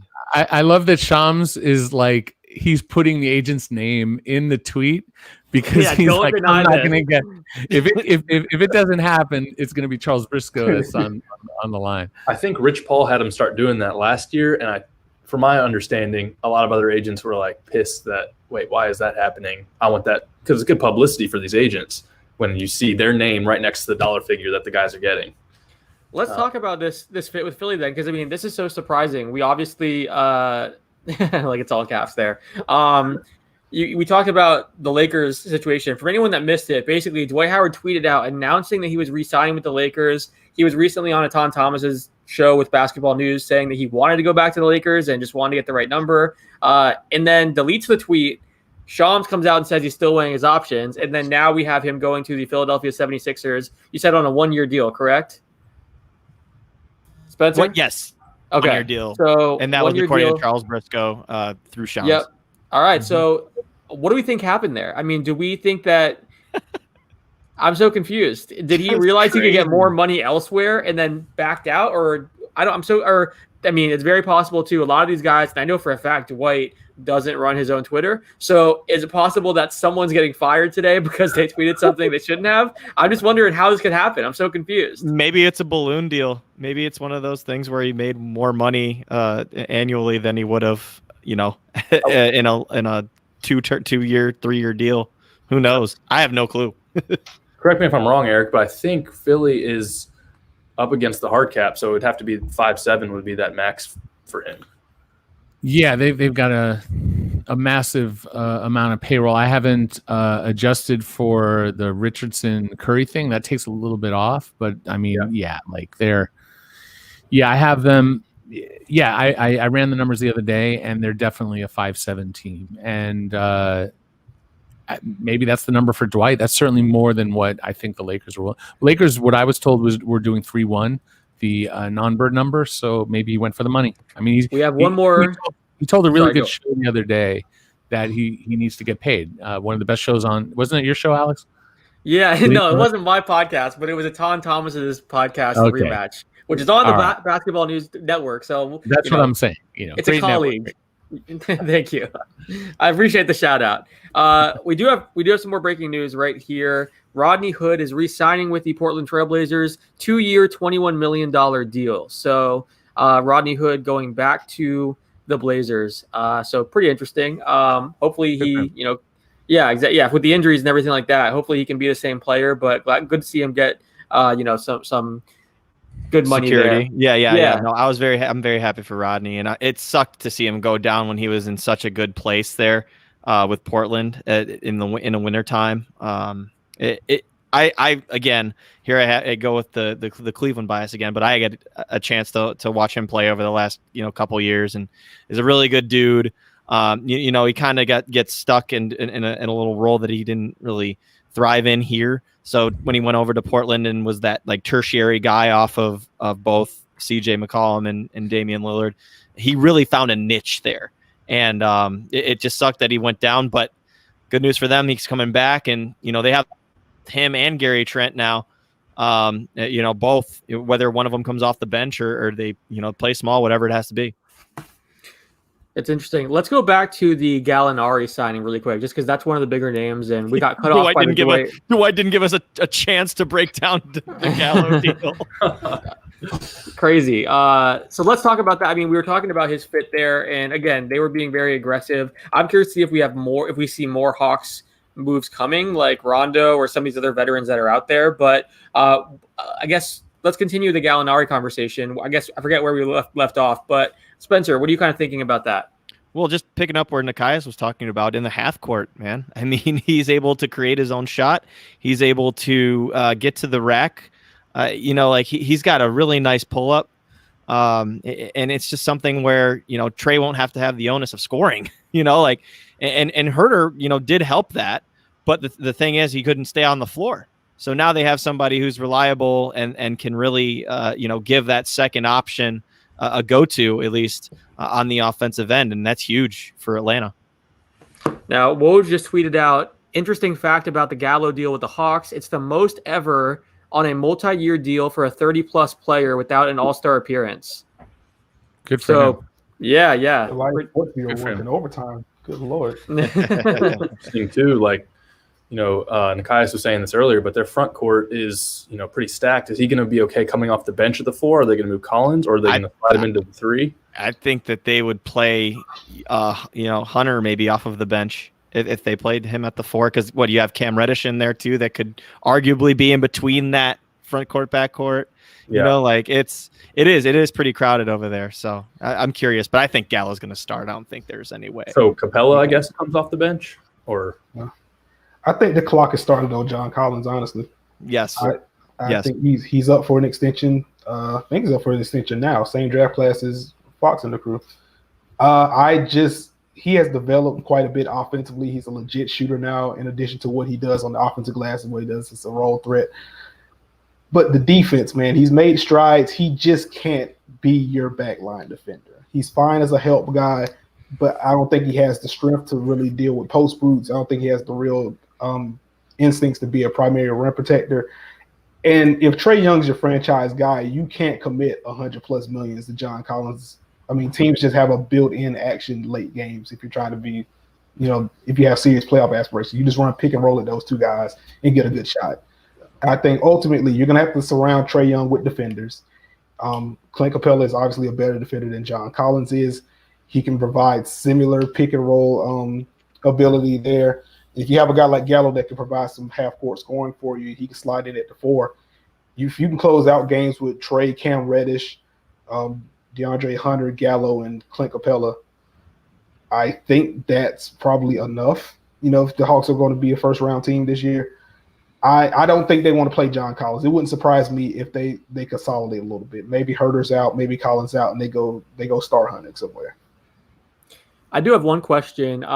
It seems like there was a report from at Clutch NBA 5 Reasons. And Nikias, I know you used to do some work over at the 5 Reasons network. They reported that the Lakers, Clippers, and Mavericks are among teams showing interest in Jay Crowder, and that the Miami Heat are out of the picture. So interesting, we'll monitor that, obviously. I know there was a report from Tim Reynolds saying that the Heat were still in the mix. Now it sounds like the Lakers, Clippers and Mavericks are in the mix for Crowder. And Nikias, when you did your free agency preview for the Heat, you had talked about how they should kind of wait and see on Crowder and see, circle back depending on what other moves were out there to possibly be made. You're obviously really tuned in with this Heat team. What do you think they should do when it comes to Crowder?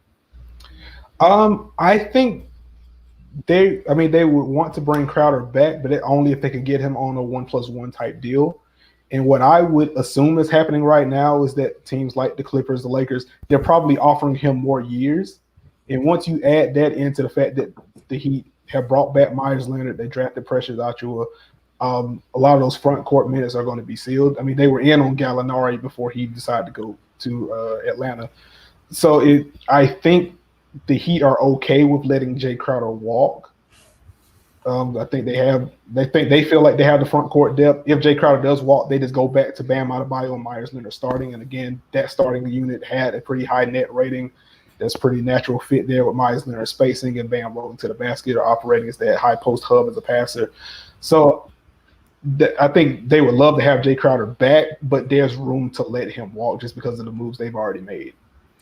Now, there are some comments here that I want to get to.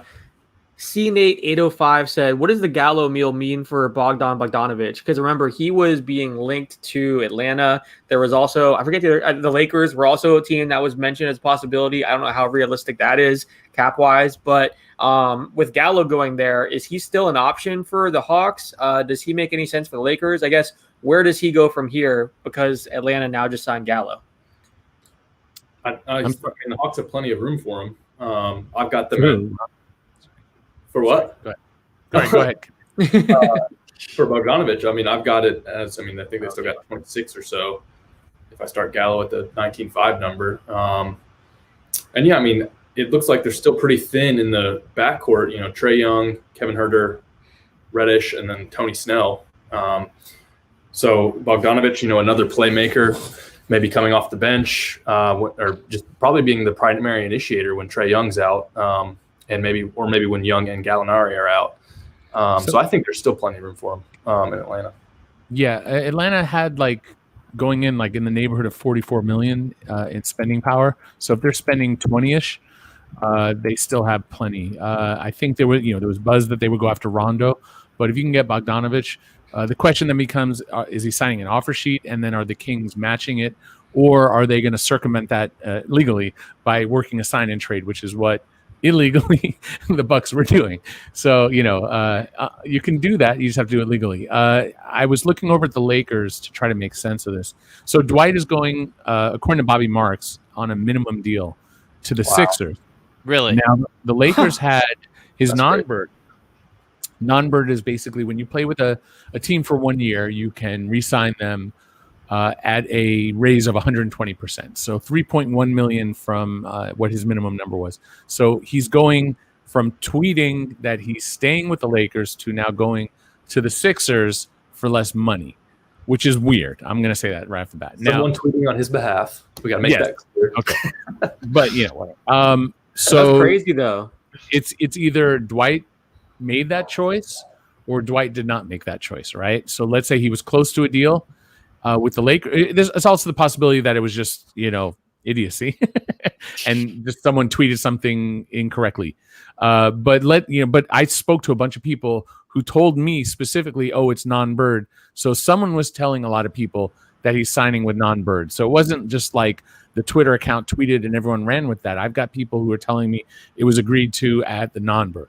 So it's possible that the Lakers pulled it, or it's possible Dwight reneged or something else. And if the Lakers pulled it, they certainly have the ability to go and sign. You would think Tristan Thompson, because he's in clutch. Nerlens Noel was linked to Philadelphia. Maybe now Nerlens Noel is going to the Lakers. Again, also on clutch. You always got to tie the Lakers to clutch because of LeBron and AD and KCP and Talen Horton-Tucker and the list, Deion Waiters and J.R. Smith. and Just the whole roster. Right. So you see that there's, a connection there. I ran the math for the Lakers because you were talking about Bogdanovich, and I don't know who linked the Lakers to Bogdanovich. I'm sorry to not cite that, but I actually wrote about the Lakers and Bogdanovich last year at the deadline, and for a period of time, I've written about that there was interest, and there was also rumor that the Lakers were negotiating trades with Vlade, and that didn't work out for Bogdanovich as well. I wanted to stick on Dwight, by the way, but just real quick. Yeah. Shams has another signing. This one is restricted free agent Malik Beasley, back to the Wolves, 4 years, $60 million.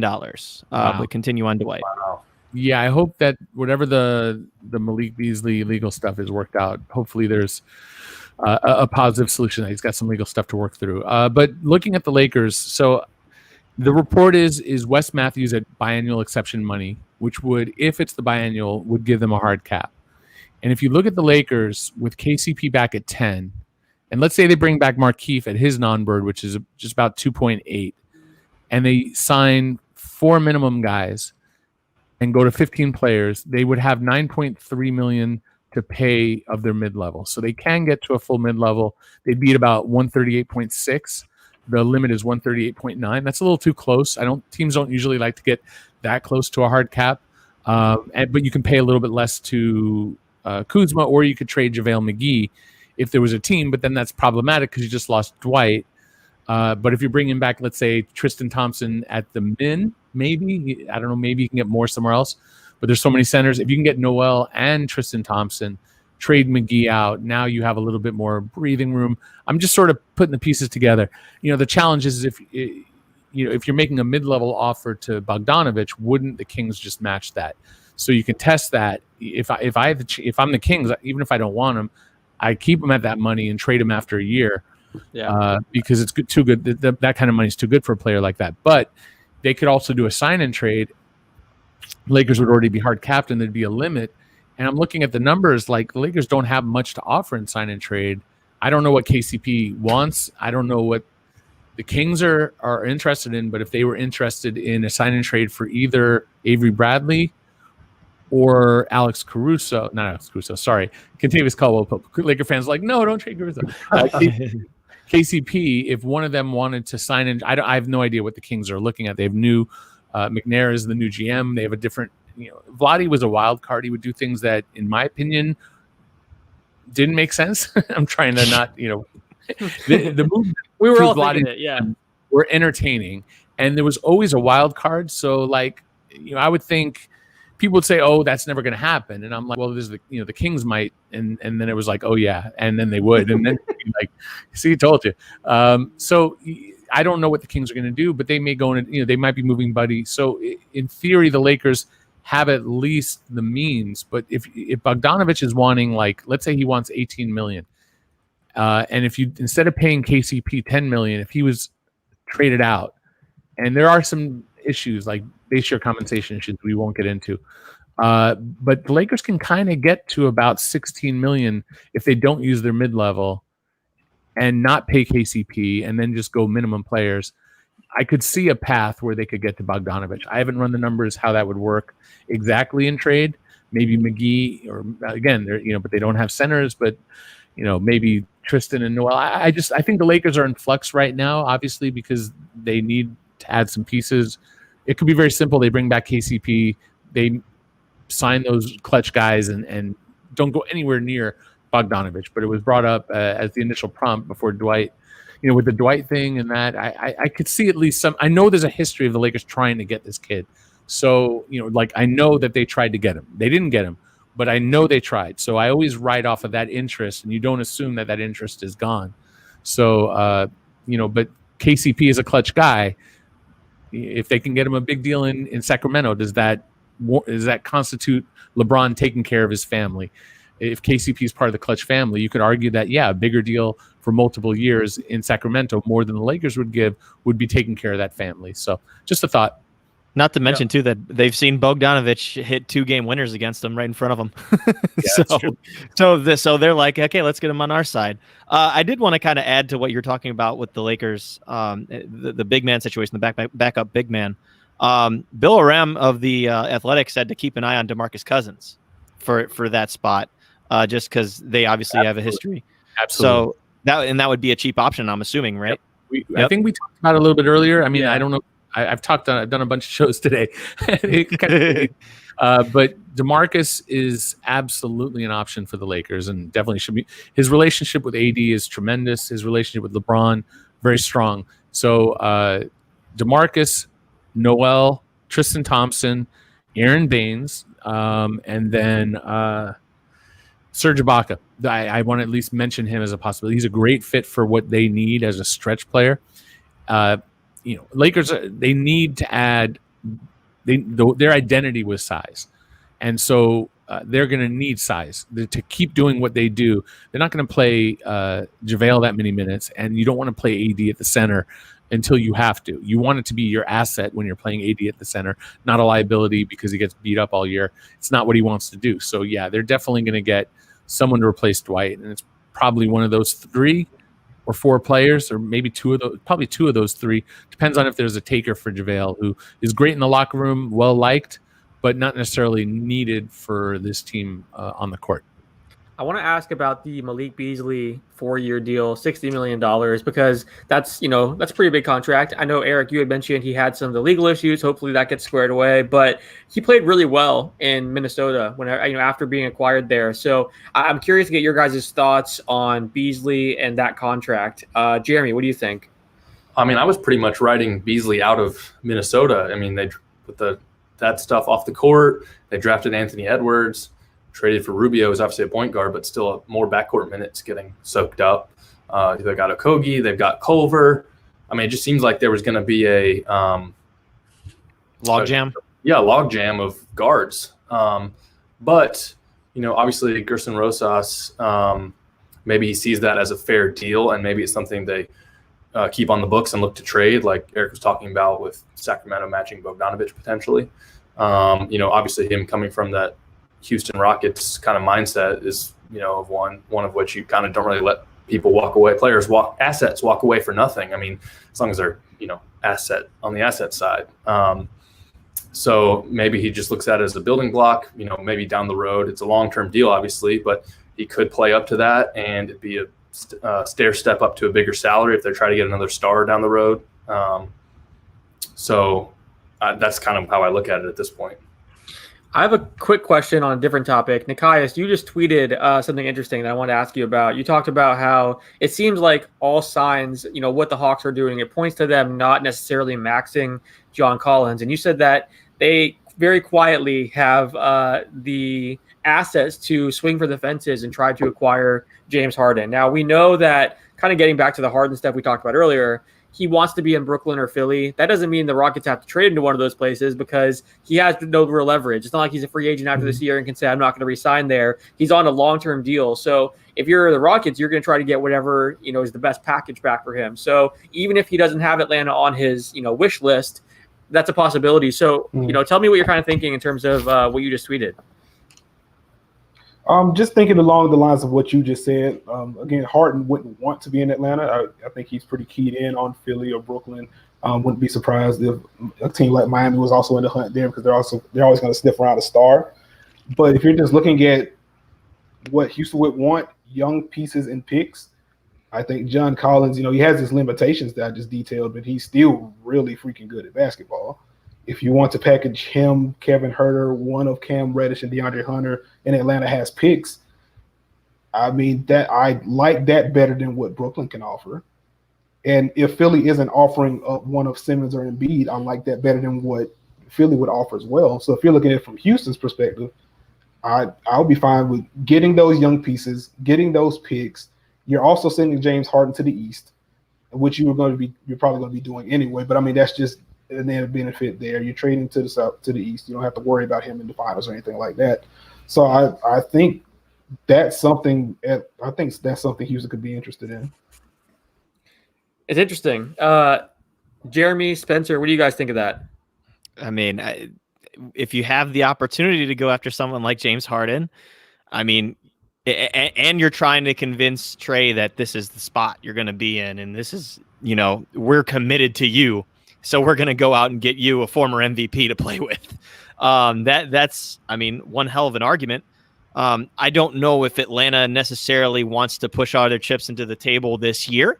So maybe not something that they would look at doing, in year 2, year 3 of the quote unquote rebuild. But, we do have some breaking news here. Frank Isola reports that Christian Wood is finalizing a 3-year, $27 million deal with the Houston Rockets. So pretty interesting. Let's talk about what's that? Don't repeat it. I'm saying I said, wait, what? Okay, gotcha. That mentally, like what? Yeah. So 3-year, $27 million Houston Rockets for Christian Wood. Now, Wood, I mean, played really well this last year, and he was one of the guys that, was kind of getting linked to a lot of different teams in free agency. Nikias, what do you make of this fit with the Rockets? You're muted, just so you know. Oh, sorry. You're good. You're good. But I'm surprised that Houston actually spent money. but beyond that, like, I like the fit. Flash some shooting ability, a guy that can get it off the bounce a little bit, fantastic rim runner. I think he's an ideal pick and roll partner with James Harden or Russell Westbrook, assuming that both of those guys are there, just because he can do a lot of things against a bent defense. I have some questions about the defense, but I mean, if he tries, he does have the tools to be decent on that end. But I didn't see Houston as a landing spot for him, but I like the fit for him. He gets his money and he's playing with 2 of the better passers, playmakers in the league. So I think he's going to get a lot of easy buckets. So, real quick, that has been reported by Frank Isola. That was not a fake tweet or anything like that. But sources are telling me that it is not true, that there's no deal in place. So we will see kind of what happens there. Who's that from? Can't say. Sources. So for you. Oh, okay. Yeah. So we'll Gotcha. see what happens with that. But yeah, it is interesting because they said they were going to start trying to go bigger. At least have a center option. But I would think that obviously Christian Wood, all the things that Nikias is saying are true. But yeah, the defensive end, if they don't have any other big, that would kind of be the worry. Like they need a rim protector, somebody to be, have some size and bulk and switchability and all that. So that would be interesting to me if that was their choice. All right, Spencer, you take it over real quick. Okay, cool. No, yeah. We were talking about Atlanta earlier, and when I got cut off, I was basically saying, yeah, they have the pieces, and that would be one hell of a message to send to Trae Young. But it's just something that I think that they wouldn't push their chips to the middle of the table just yet because they are still kind of in this embryonic stage of their rebuild. And I know that this is going to be the year for them to make that push to get to the playoffs and get to the next level. But I don't know if that kind of gamble is what you want to do, especially when you've built something so nicely with a lot of surrounding pieces too. That have really done a nice job. I really liked DeAndre Hunter last year. Cam Reddish really came on strong in the second half of the year. So I don't know if I would really, go in that far. You just got someone like Danilo Gallinari to really be a perfect, veteran mentor and piece too on the court, not to mention as well. So I don't know if I would exactly push in my chips now, but maybe a year from now you look at a superstar. But it just.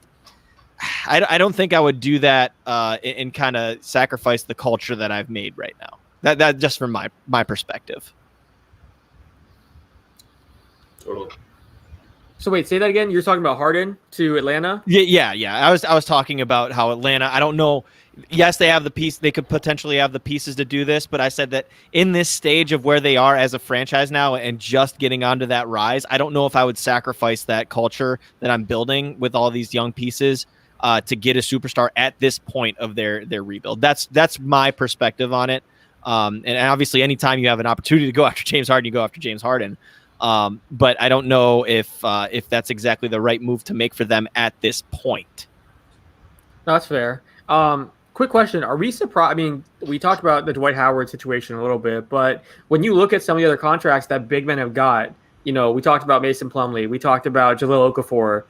Some of these deals, the fact that Dwight just signed for less than all of them. I mean, granted, Dwight comes with a lot of baggage. We know this. And last year, a lot of teams wouldn't touch him, even if he was on a minimum non-guaranteed deal. But with how he played with the Lakers and kind of accepted a lesser role, are we surprised that wasn't rewarded a bit more in free agency and that guys like Okafor and some of these guys got paid more than him? Yeah, and let's just put it this way. I mean, if you look at the reported Christian Wood deal, he basically is making as much as Mason Plumlee. There's some very odd figures going out there right now. I mean, you had the Derek Favors deal, the $10 million a year in the mid-level. There's a couple of the other ones out there that are a little bit high, but I'm just really surprised by that Christian Wood figure, if that is true again. But Dwight going for 2.6, that's a little low for him, especially after he's talking about, and it was on Etan Thomas's podcast, The Rematch, talking about he doesn't want to play for free anymore. This seems like something different than that, because this would go against all of what he just said to him. I took that to mean like guaranteed, guaranteed money.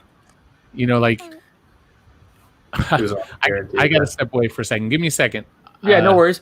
I think I agree with Eric, though, because they actually asked. They said, or Etan basically said, no more non-guaranteed stuff. Okay, so non-guaranteed deals. Okay, but okay. I do think he wanted more money, though. Like that, I'm sure that was definitely clear. Who doesn't want more money? But I'm wondering if Philly promised him a certain role or guaranteed him playing time. Because otherwise, why do this? I'm just surprised there wasn't. Again, I guess there's still a lot of the teams around the NBA that have that, hesitancy with Dwight and are worried that he's going to cause issues in the locker room and not fit. So that must still be part of it. Like I remember last offseason, he was interested in going to the Warriors and basically had said that he wanted to meet with them in free agency. And he was like, let me just show you that I'm not that person that everyone says I am, that the rumors aren't true. And they just said, no, we're not going to meet with you. Like they wouldn't even sit down with him. So to see how far he's come in a year, that these two teams are both interested in him. But no, last year no one would touch him. No one was interested in Dwight. So I guess that still exists to some extent, which kind of explains why he's in this position. Teams must just be scared to bring him in. But how do we feel like with that Philly locker room he's going to fit? And what do we think he's going to, how does he kind of fit with that personnel there too? Nikias, you want to jump in? I think personnel-wise, it makes sense, depending on who they have running the show with the second unit in terms of a pick-and-roll ball handler. I do think he still provides value as a pick-and-roll guy that can clean the offensive glass if they want to hunt offensive rebounds. I think they definitely has the size to do so. Still a solid defender, good post defender. Personality-wise, that gets fun, to say the least. Like him and Joel Embiid are either going to be the best of friends to an annoying degree, or they're going to absolutely hate each other. I don't think there's much room for any difference there. And Ben Simmons, to an annoying degree, I love it. Yeah, like they're just going to be the obnoxious set of best friends, and you just just take it somewhere else. This is either that or even Joel is going to be like, all right, I know I do a lot, but this guy. So that's going to be an interesting dynamic. Like I don't know if Ben Simmons cares enough about people to really have an opinion either way. So that locker room dynamic is going to be pretty fun, I think. Fun for us anyway, since we're going to be on the outside. Yeah. And on the court too, that's what I'm looking forward to. I mean, last year you had Horford come off the bench sometimes, or vice versa with Embiid playing with him when he was the 4. But I feel like Embiid hasn't really had a solid backup like this in a long time, or maybe even ever. Now you can, kind of get Embiid a little bit more rest and leave, the dirty work to Dwight, maybe in those, 15 minutes or so, 20 minutes or so. And it's nice because Joel doesn't have to worry about that. and I'm also curious too, because Dwight's going to be playing for Doc Rivers. And Doc is somebody who is able to manage those types of personalities. So I think that in a way is a good way for it to fit as well. So yeah, no, I'm excited to see Dwight just backing up Joel, and that second unit of the Sixers is actually shaping up pretty decent. You know, they've got some solid depth now. They've gone out and gotten Danny Green and Seth Curry. And it's looking like that there's some depth pieces in there. Daryl Morey and Elton Brand are doing a nice job. Mm-hmm. Yeah, no, I've been impressed. Just some more little notes here and there. Rodney Hood's 2-year, $21 million deal with Portland is non-guaranteed for his second season. So we have some more just information. That was from Mark Medina at USA Today. They're just, more updates coming in as far as, little details. So it appears that Woj had tweeted something out about Christian Wood, then just deleted it. So here we go. Dwight Howard part 2. The Alex Kennedy source is coming through clutch. Oh, and here's the Alex Kennedy here we go. Might be.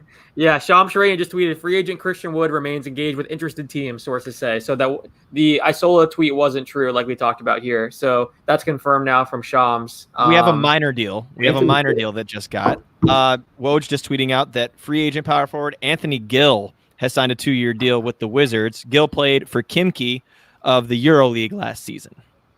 He was from Virginia in college, and he was solid there, but I'm not sure how he did in EuroLeague last year. The Mavericks have signed Trey Burke to a 3-year deal in the $10 million range. League sources tell Mark Stein. So Trey Burke to the Mavericks. So he earned that in the bubble. $10 million a year or just 3 years? That's what I was wondering. No, he said I'm gonna get the $10 million range. $10 million total for sure. It has to be. Yeah, I was it gonna has say, to be. there's no way they paid him $30 million. Yeah.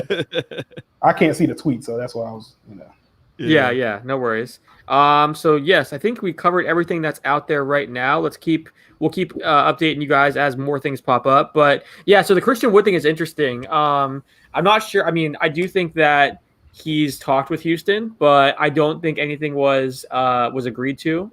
So I think someone just got ahead of themselves there. But it'll be interesting to see, what other teams are in the mix there for Christian Wood.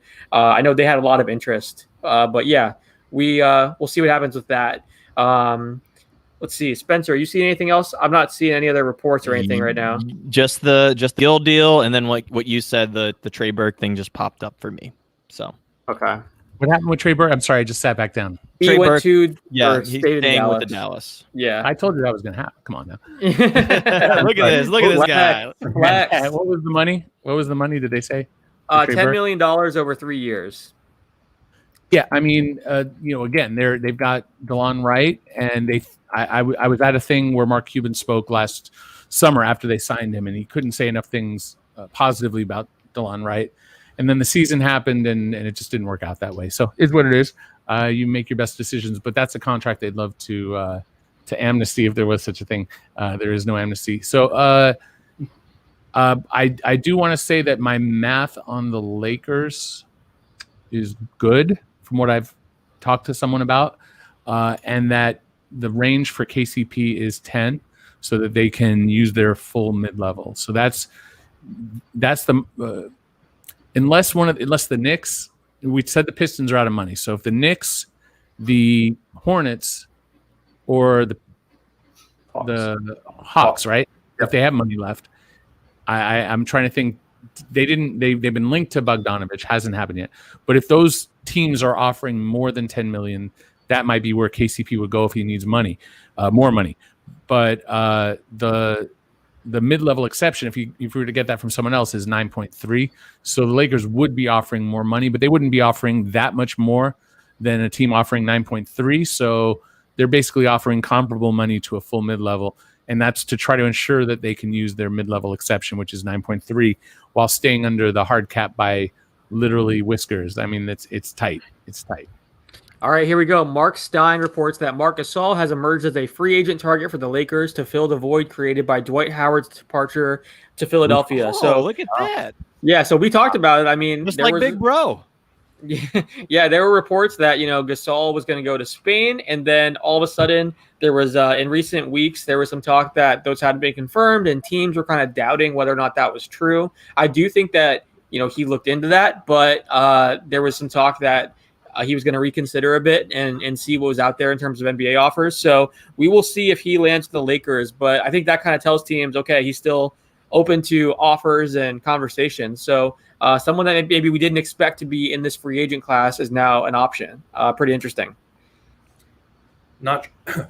Excuse me. Not sure if anybody is a little nerd on the fringes here, but I looked up some Anthony Gill stats in Kimchi, and he shot 40% from three over the last 3 years in the Euro League, averaging about 8 a game. His free throw percentage constantly improved up to 85%. So maybe that 3-point shooting is legit for a big.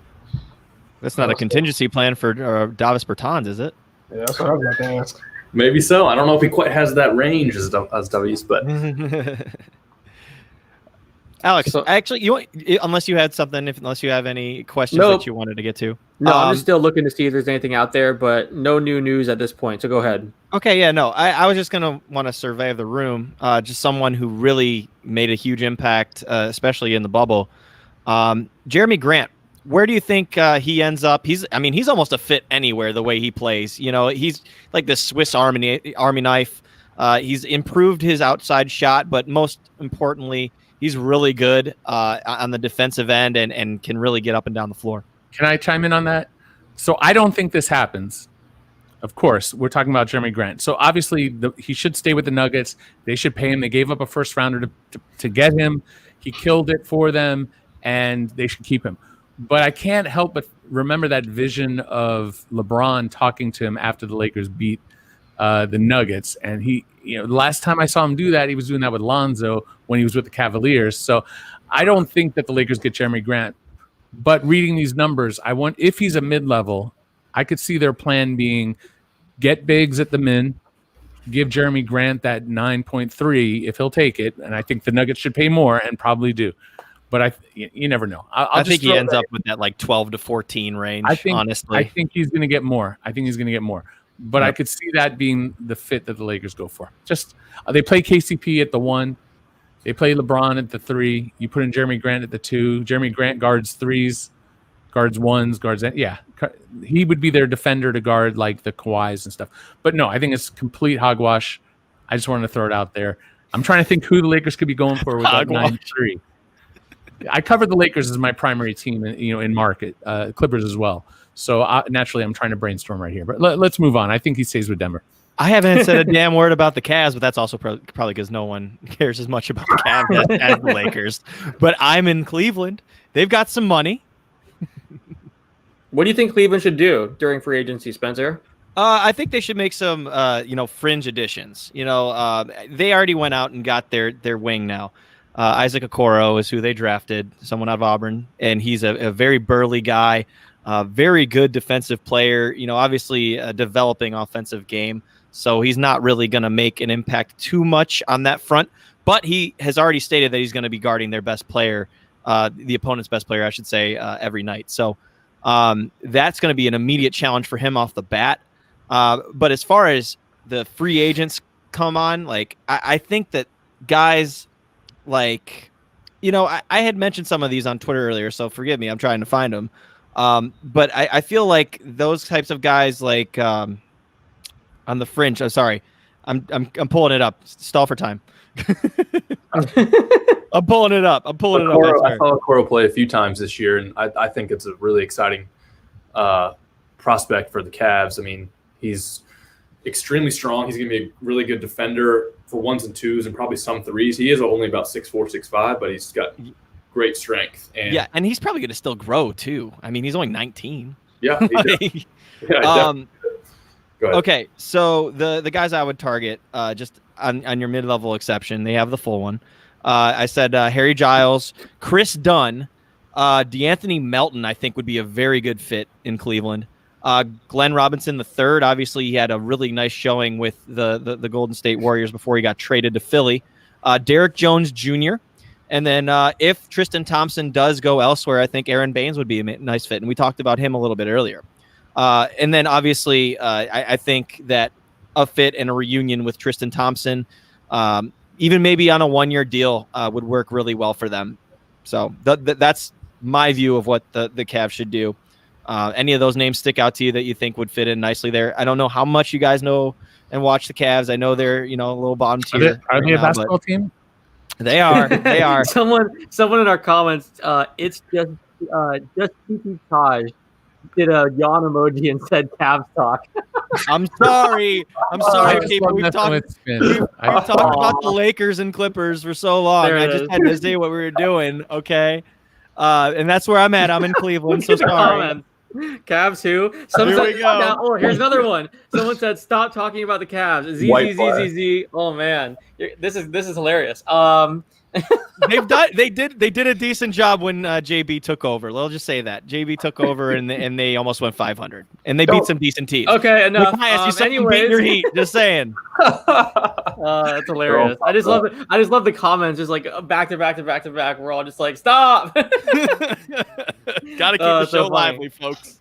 Yeah. Okay. So, what was I about to ask you guys? There was some question that I was just thinking of, and I'm blanking now, but I don't recall. Are we seeing any other rumor? Oh, I did want to say, again, you guys are jumping in the comments here, and I appreciate that. If you guys have any questions or topics you want us to discuss, definitely drop them in the chat, and we're going to try our best to get to them and, answer your questions. So definitely do that. Someone said, K. Bush 7 says, Christian Wood to Golden State seems like a potentially great fit, barring that they could afford him. Do we think that Wood to Golden State could make a lot of sense, Nikias? Sure, I guess. Christian Wood to Golden State we're talking about. Yeah, they don't have mid-level money. They've got taxpayer. They've got 5.7. So if the market for him is 9 point, we could talk about it. I don't mean to. No, you're right. I'm glad you brought that up because that probably wouldn't work. Before we dig too deep into that, like if he can get 9.3 somewhere, he's not gonna go for 5.7 to play with the Warriors. If he was someone who was like maybe 32 or 3 and didn't have a championship and felt this was his way to get a title and was turning away a little bit of money, a la David West, taking the minimum, whatever, then we could talk. But I don't think that's feasible, unfortunately. Oh, K. Bush 7 asked, don't they have a disabled player exception worth $9 million? Do they, Eric? They might, but not yet. It's going to take time to like process that. The league is, compressed because of everything that we're dealing with. So to expect, like, people ask me constantly, are the Lakers getting Lil Deng's money off? I'm like, they're going to apply for that if they haven't already, but it's not going to be something that the league is able to process right now. They're going to do it on the timeline of studying medical records. It's boring stuff. It's like, unless you're a doctor, it's like they're going to talk to whoever, they're going to research all that. They got to make sure that Clay is out. It won't take long, in my opinion, if he has an official diagnosis and surgery set up to have an Achilles repaired. I'm sure it's in the works, and probably within 24 hours he probably will, or 48 hours, whatever it is. So they will get that disabled player exception. They also may use it, but they can only use it to sign a player for 1 year or trade for a player or claim a player off of waivers. But there has to be a 1 year deal. It can't be a non-guaranteed second year. Can't be an option. It could be a team option where the team opts them out first, in theory. But it couldn't be like a player with a player option. So it's theoretical.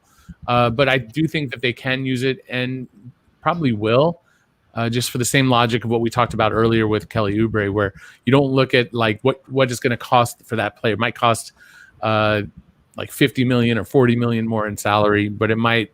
And I'm not running the numbers, but let's say it costs that much more. But it's to make this team that has a shot to be special still. Give Steph a chance, give Draymond a chance, give Andrew Wiggins a chance, and all these other guys, Oubre a chance. So we'll see. I think they'll get it. I don't think they'll get it today. I don't think they'll get it. Even if he has surgery in the next 24 hours, it might take a week.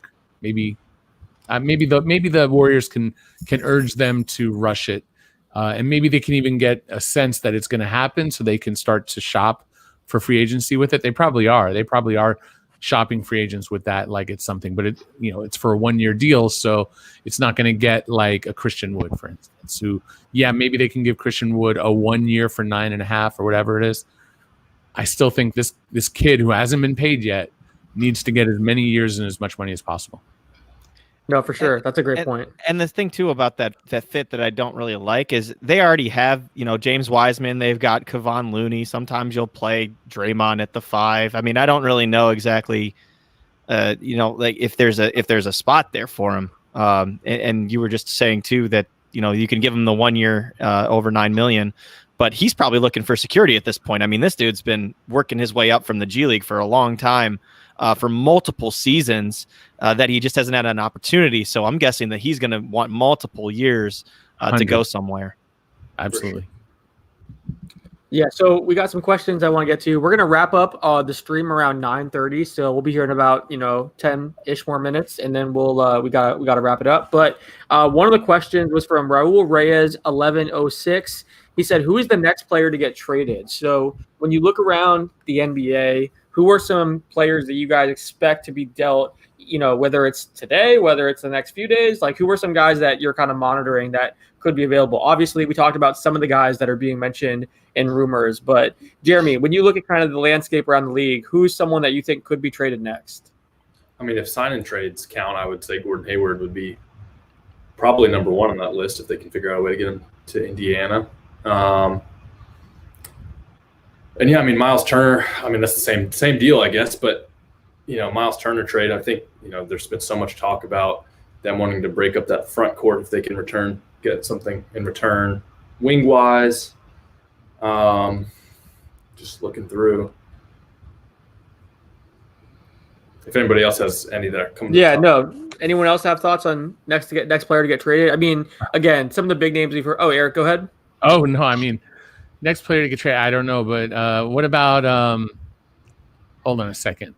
Aaron Gordon, maybe? Can you come one back of the seven Pistons big men? How about that? Hold on a second here. Nikias mentioned John Collins. I know that. That was a good thought. Yeah, I just don't know if Collins, his long-term future is in Atlanta at this point. If we're going smaller, wouldn't be surprised if a guy like Kendrick Nunn is moved at some point. If the Heat want to try to package him and Kelly Olynyk, their deal to try to make one last upgrade somewhere, looking for a 1-year guy. Yeah, Detroit's going to have to make some moves because they can't build the whole house out of big men. And that's seeing the resulting big men deals after the Plumlee deal. It makes it almost worse. I mean, there's so many guys on this list that are going to be getting minimums, are going to be getting taxpayers. Maybe. We can talk about Detroit, but we can't talk about Cleveland. By the way, Mark Berman down in Houston, very well connected down there, said that according to an NBA source report that Christian Wood is close to finalizing a 3-year, $27 million deal with the Rockets is not accurate. Yeah, that's not happening. So that seems like that's not somebody did a boo-boo there or something. Yeah. No, I know that he's still talking to a few different teams right now. We talked about that earlier, but I think nothing's close. I'll say that. So we'll see what happens with Christian Wood. But so yeah, I mean, we kind of talked about the trade market a little bit. Let's see. A few people Eric just bailed. It's funny in the chat. We're just looking at his pillow. People are saying Eric's got news. Then someone said Eric's getting news. Spill the beans, Eric. Everyone's seeing how Eric's reacting and just like furiously typing and texting, and they're like, "What's going on?" Look at that! Eric. All the comments right now are about how Eric needs to share people what need news you. he has. Put it on speakerphone. That's hilarious. Got to share the screen like Dwight after the finals. Put the text on the screen. Let's ask the room here too before. We're getting off here in 10 minutes or so, but are there any other free agents that you're curious about the most? Like I brought up Jeremy Grant earlier, that you're curious about that, might be flying under the radar a little bit. I think Chris Dunn's one of those guys too. There's still like some of those guys that are like diamond in the rough. I don't want to call them that, but like they still have another level to get to that could help NBA teams. What do you guys think? Yeah, Derek Jones is a big one that stands out for me. I mean, he's similar to Christian Wood. He's been on a minimum his whole career and has never really been paid. Is a young piece that's intriguing enough to, help out a lot of teams, whether he fits in with a young team that's not really contending right now, or he can play a role with a contending team with maybe part of their mid-level. I doubt he will be in the Heat's plans unless they can get him cheap enough, convince him with the culture because of, the room they're going to be trying to save for the Giannis and next summer. And and seeing what happens there. So, I mean, I think there's just a lot of different places he can fit in, but he might have to backfill into whoever has, enough of their mid-level exception left after a lot more deals go down. So, Eric, while you were gone, all the comments were saying, Eric has news. Eric's getting something. Eric's talking to someone. Spill the beans, Eric. Literally, like 5-6 people all were saying that. So, do you have any breaking news for us? Because if I there's no breaking don't news. ask, Just trying to make sense of it. No. I'm just trying to make sense of where things are going. I don't have enough to just trying to figure out what some of these teams are doing. No, there's no scoop. But eating your dog. I knew it. No, the dog is actually right there. Let me see if she's here. Hold on. She left. You're not far off from that. She at some point I have we're living in this strange world that we're living in. So I like literally almost work in like a tent where it's like I've got a green screen and then I've got these green picnic tables coverings pinned to the ceiling. So I'm kind of encased in this greenness so that I can do I have multiple angles and stuff. And so the dog is kind of afraid of this little tent, but I bring her in here and I'll hold her up to the camera and she comes by. So she comes and just sits outside my little area and just looks at me and says it's time for a walk. So, this is the exercise I get is like walking the dog. That's basically it right now with the NBA stuff going on with things so crazy. I don't have time to do much else but like this and walk the dog. So anyway, all good. Let's get back to the business. So that's my scoop is that, I have a dog and she likes to walk. That's all I got for you folks. Pincus, we were go ahead. Is there anything? Did anything break since then? No. We were just going around the room. I basically was just posing a question to who's a free agent that's not really drawing too much attention that you think could make an impact. Like we brought up Jeremy Grant earlier. I said Chris Dunn.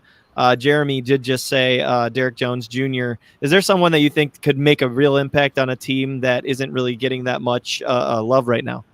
All right. Well, I'll just throw out. I've got some lists, and these lists are close. They're not up to date with everything that's gone on. Obviously, we need to know what happens with Wood and Bertans. Montrez is a fascinating question. I think he's the fulcrum point for the Clippers and what they do. There are a lot of bigs, as we discussed. Not all of them are going to Detroit. Joe Harris, I assume, is going back to Philly.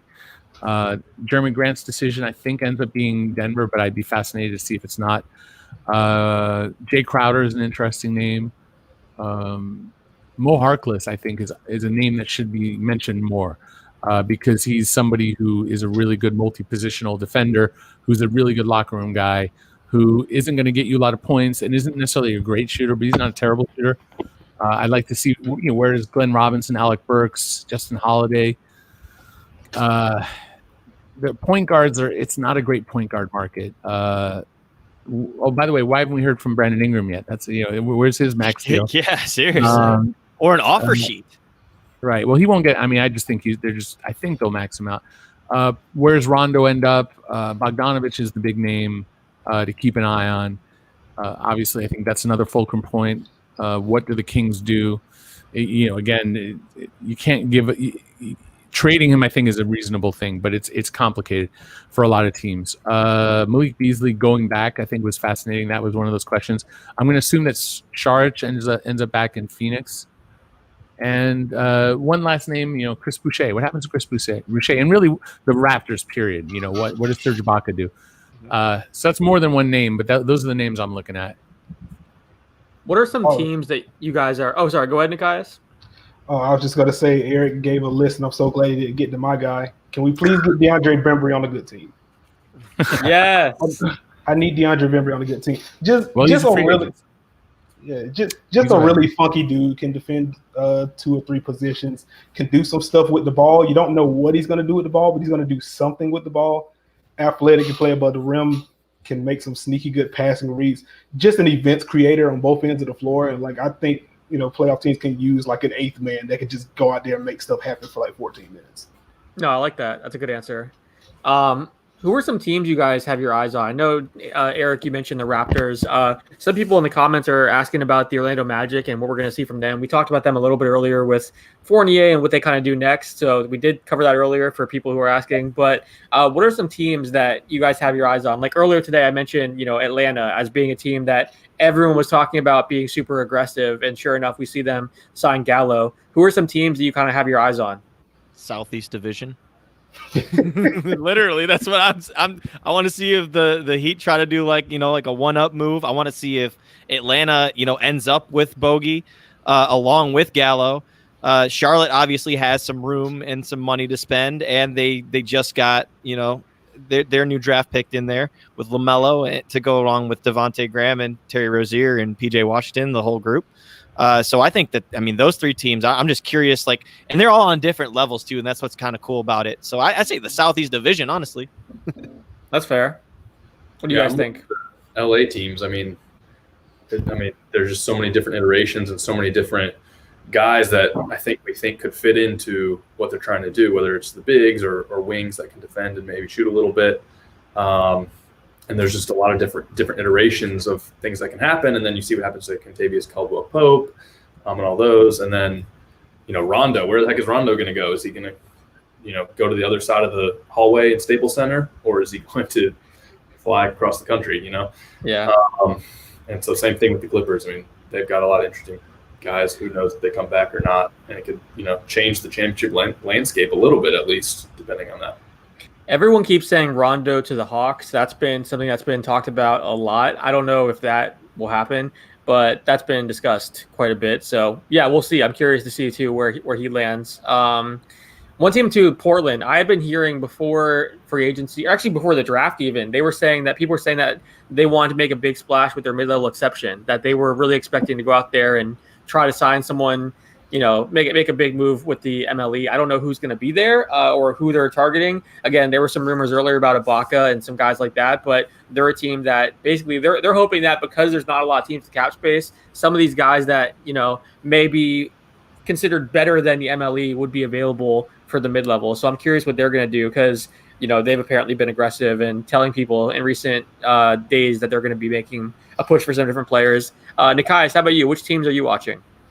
I'm very interested to see what happens in Denver. Again, we're still waiting on the Jeremy Grant deal. We know Mason Plumlee is out of there. Paul Millsap is a guy that has been rumored to be, he's been linked to a lot of contending teams. He's been linked to Portland, as you were just talking about them. He's been linked to Miami. There was this thing with one of the international versions of the NBA store where there was a Paul Millsap Dallas jersey. So I guess maybe there's a link there as well. So I think he's a veteran that can fit in a lot of places at the 4 or play some small ball 5. I really want to see Paul Millsap on a team that already has a rim protector. He slipped some athletically last year, but Denver asked him to do a lot. It's kind of their back line defender with Jokic playing as high as he does in pick and roll. I want to see him where he doesn't have so much on his plate defensively, and I want to see what that does for him on both ends of the floor. If he doesn't have to cover so much ground defensively, do we see a little more of a resurgence offensively? He shot well from 3 on moderate volume. Maybe he can do a little bit more off the bounce next year if you take a little bit off his plate. That's a good answer. Real quick, there was one update. Ramona Shelburne says that the Lakers' initial talks with Kentavious Caldwell-Pope haven't been fruitful. So we will see what that means and if anything comes of that. But I think we're going to wrap up here. We want to thank you guys so much for hanging out with us. Again, I want to shout out where everyone's from. Make sure you check out Babcock Hoops. Jeremy does a fantastic job over there. Check out Nikias' work with basketballnews.com. Check out Eric Pincus on Bleacher Report, Basketball Insiders. He's fantastic. Check out Spencer Davies, who's my editor, my right-hand man at basketballnews.com. And then, I write for basketballnews.com as well. We have a podcast network. We do these live streams pretty often. We have a bunch of videos and written content over there as well. So check out basketballnews.com. We'll probably be doing another one of these very soon, reacting to different rumors and things that happen. But we appreciate you guys joining us and hanging out. That really means a lot. And we'll be back soon. Thanks so much.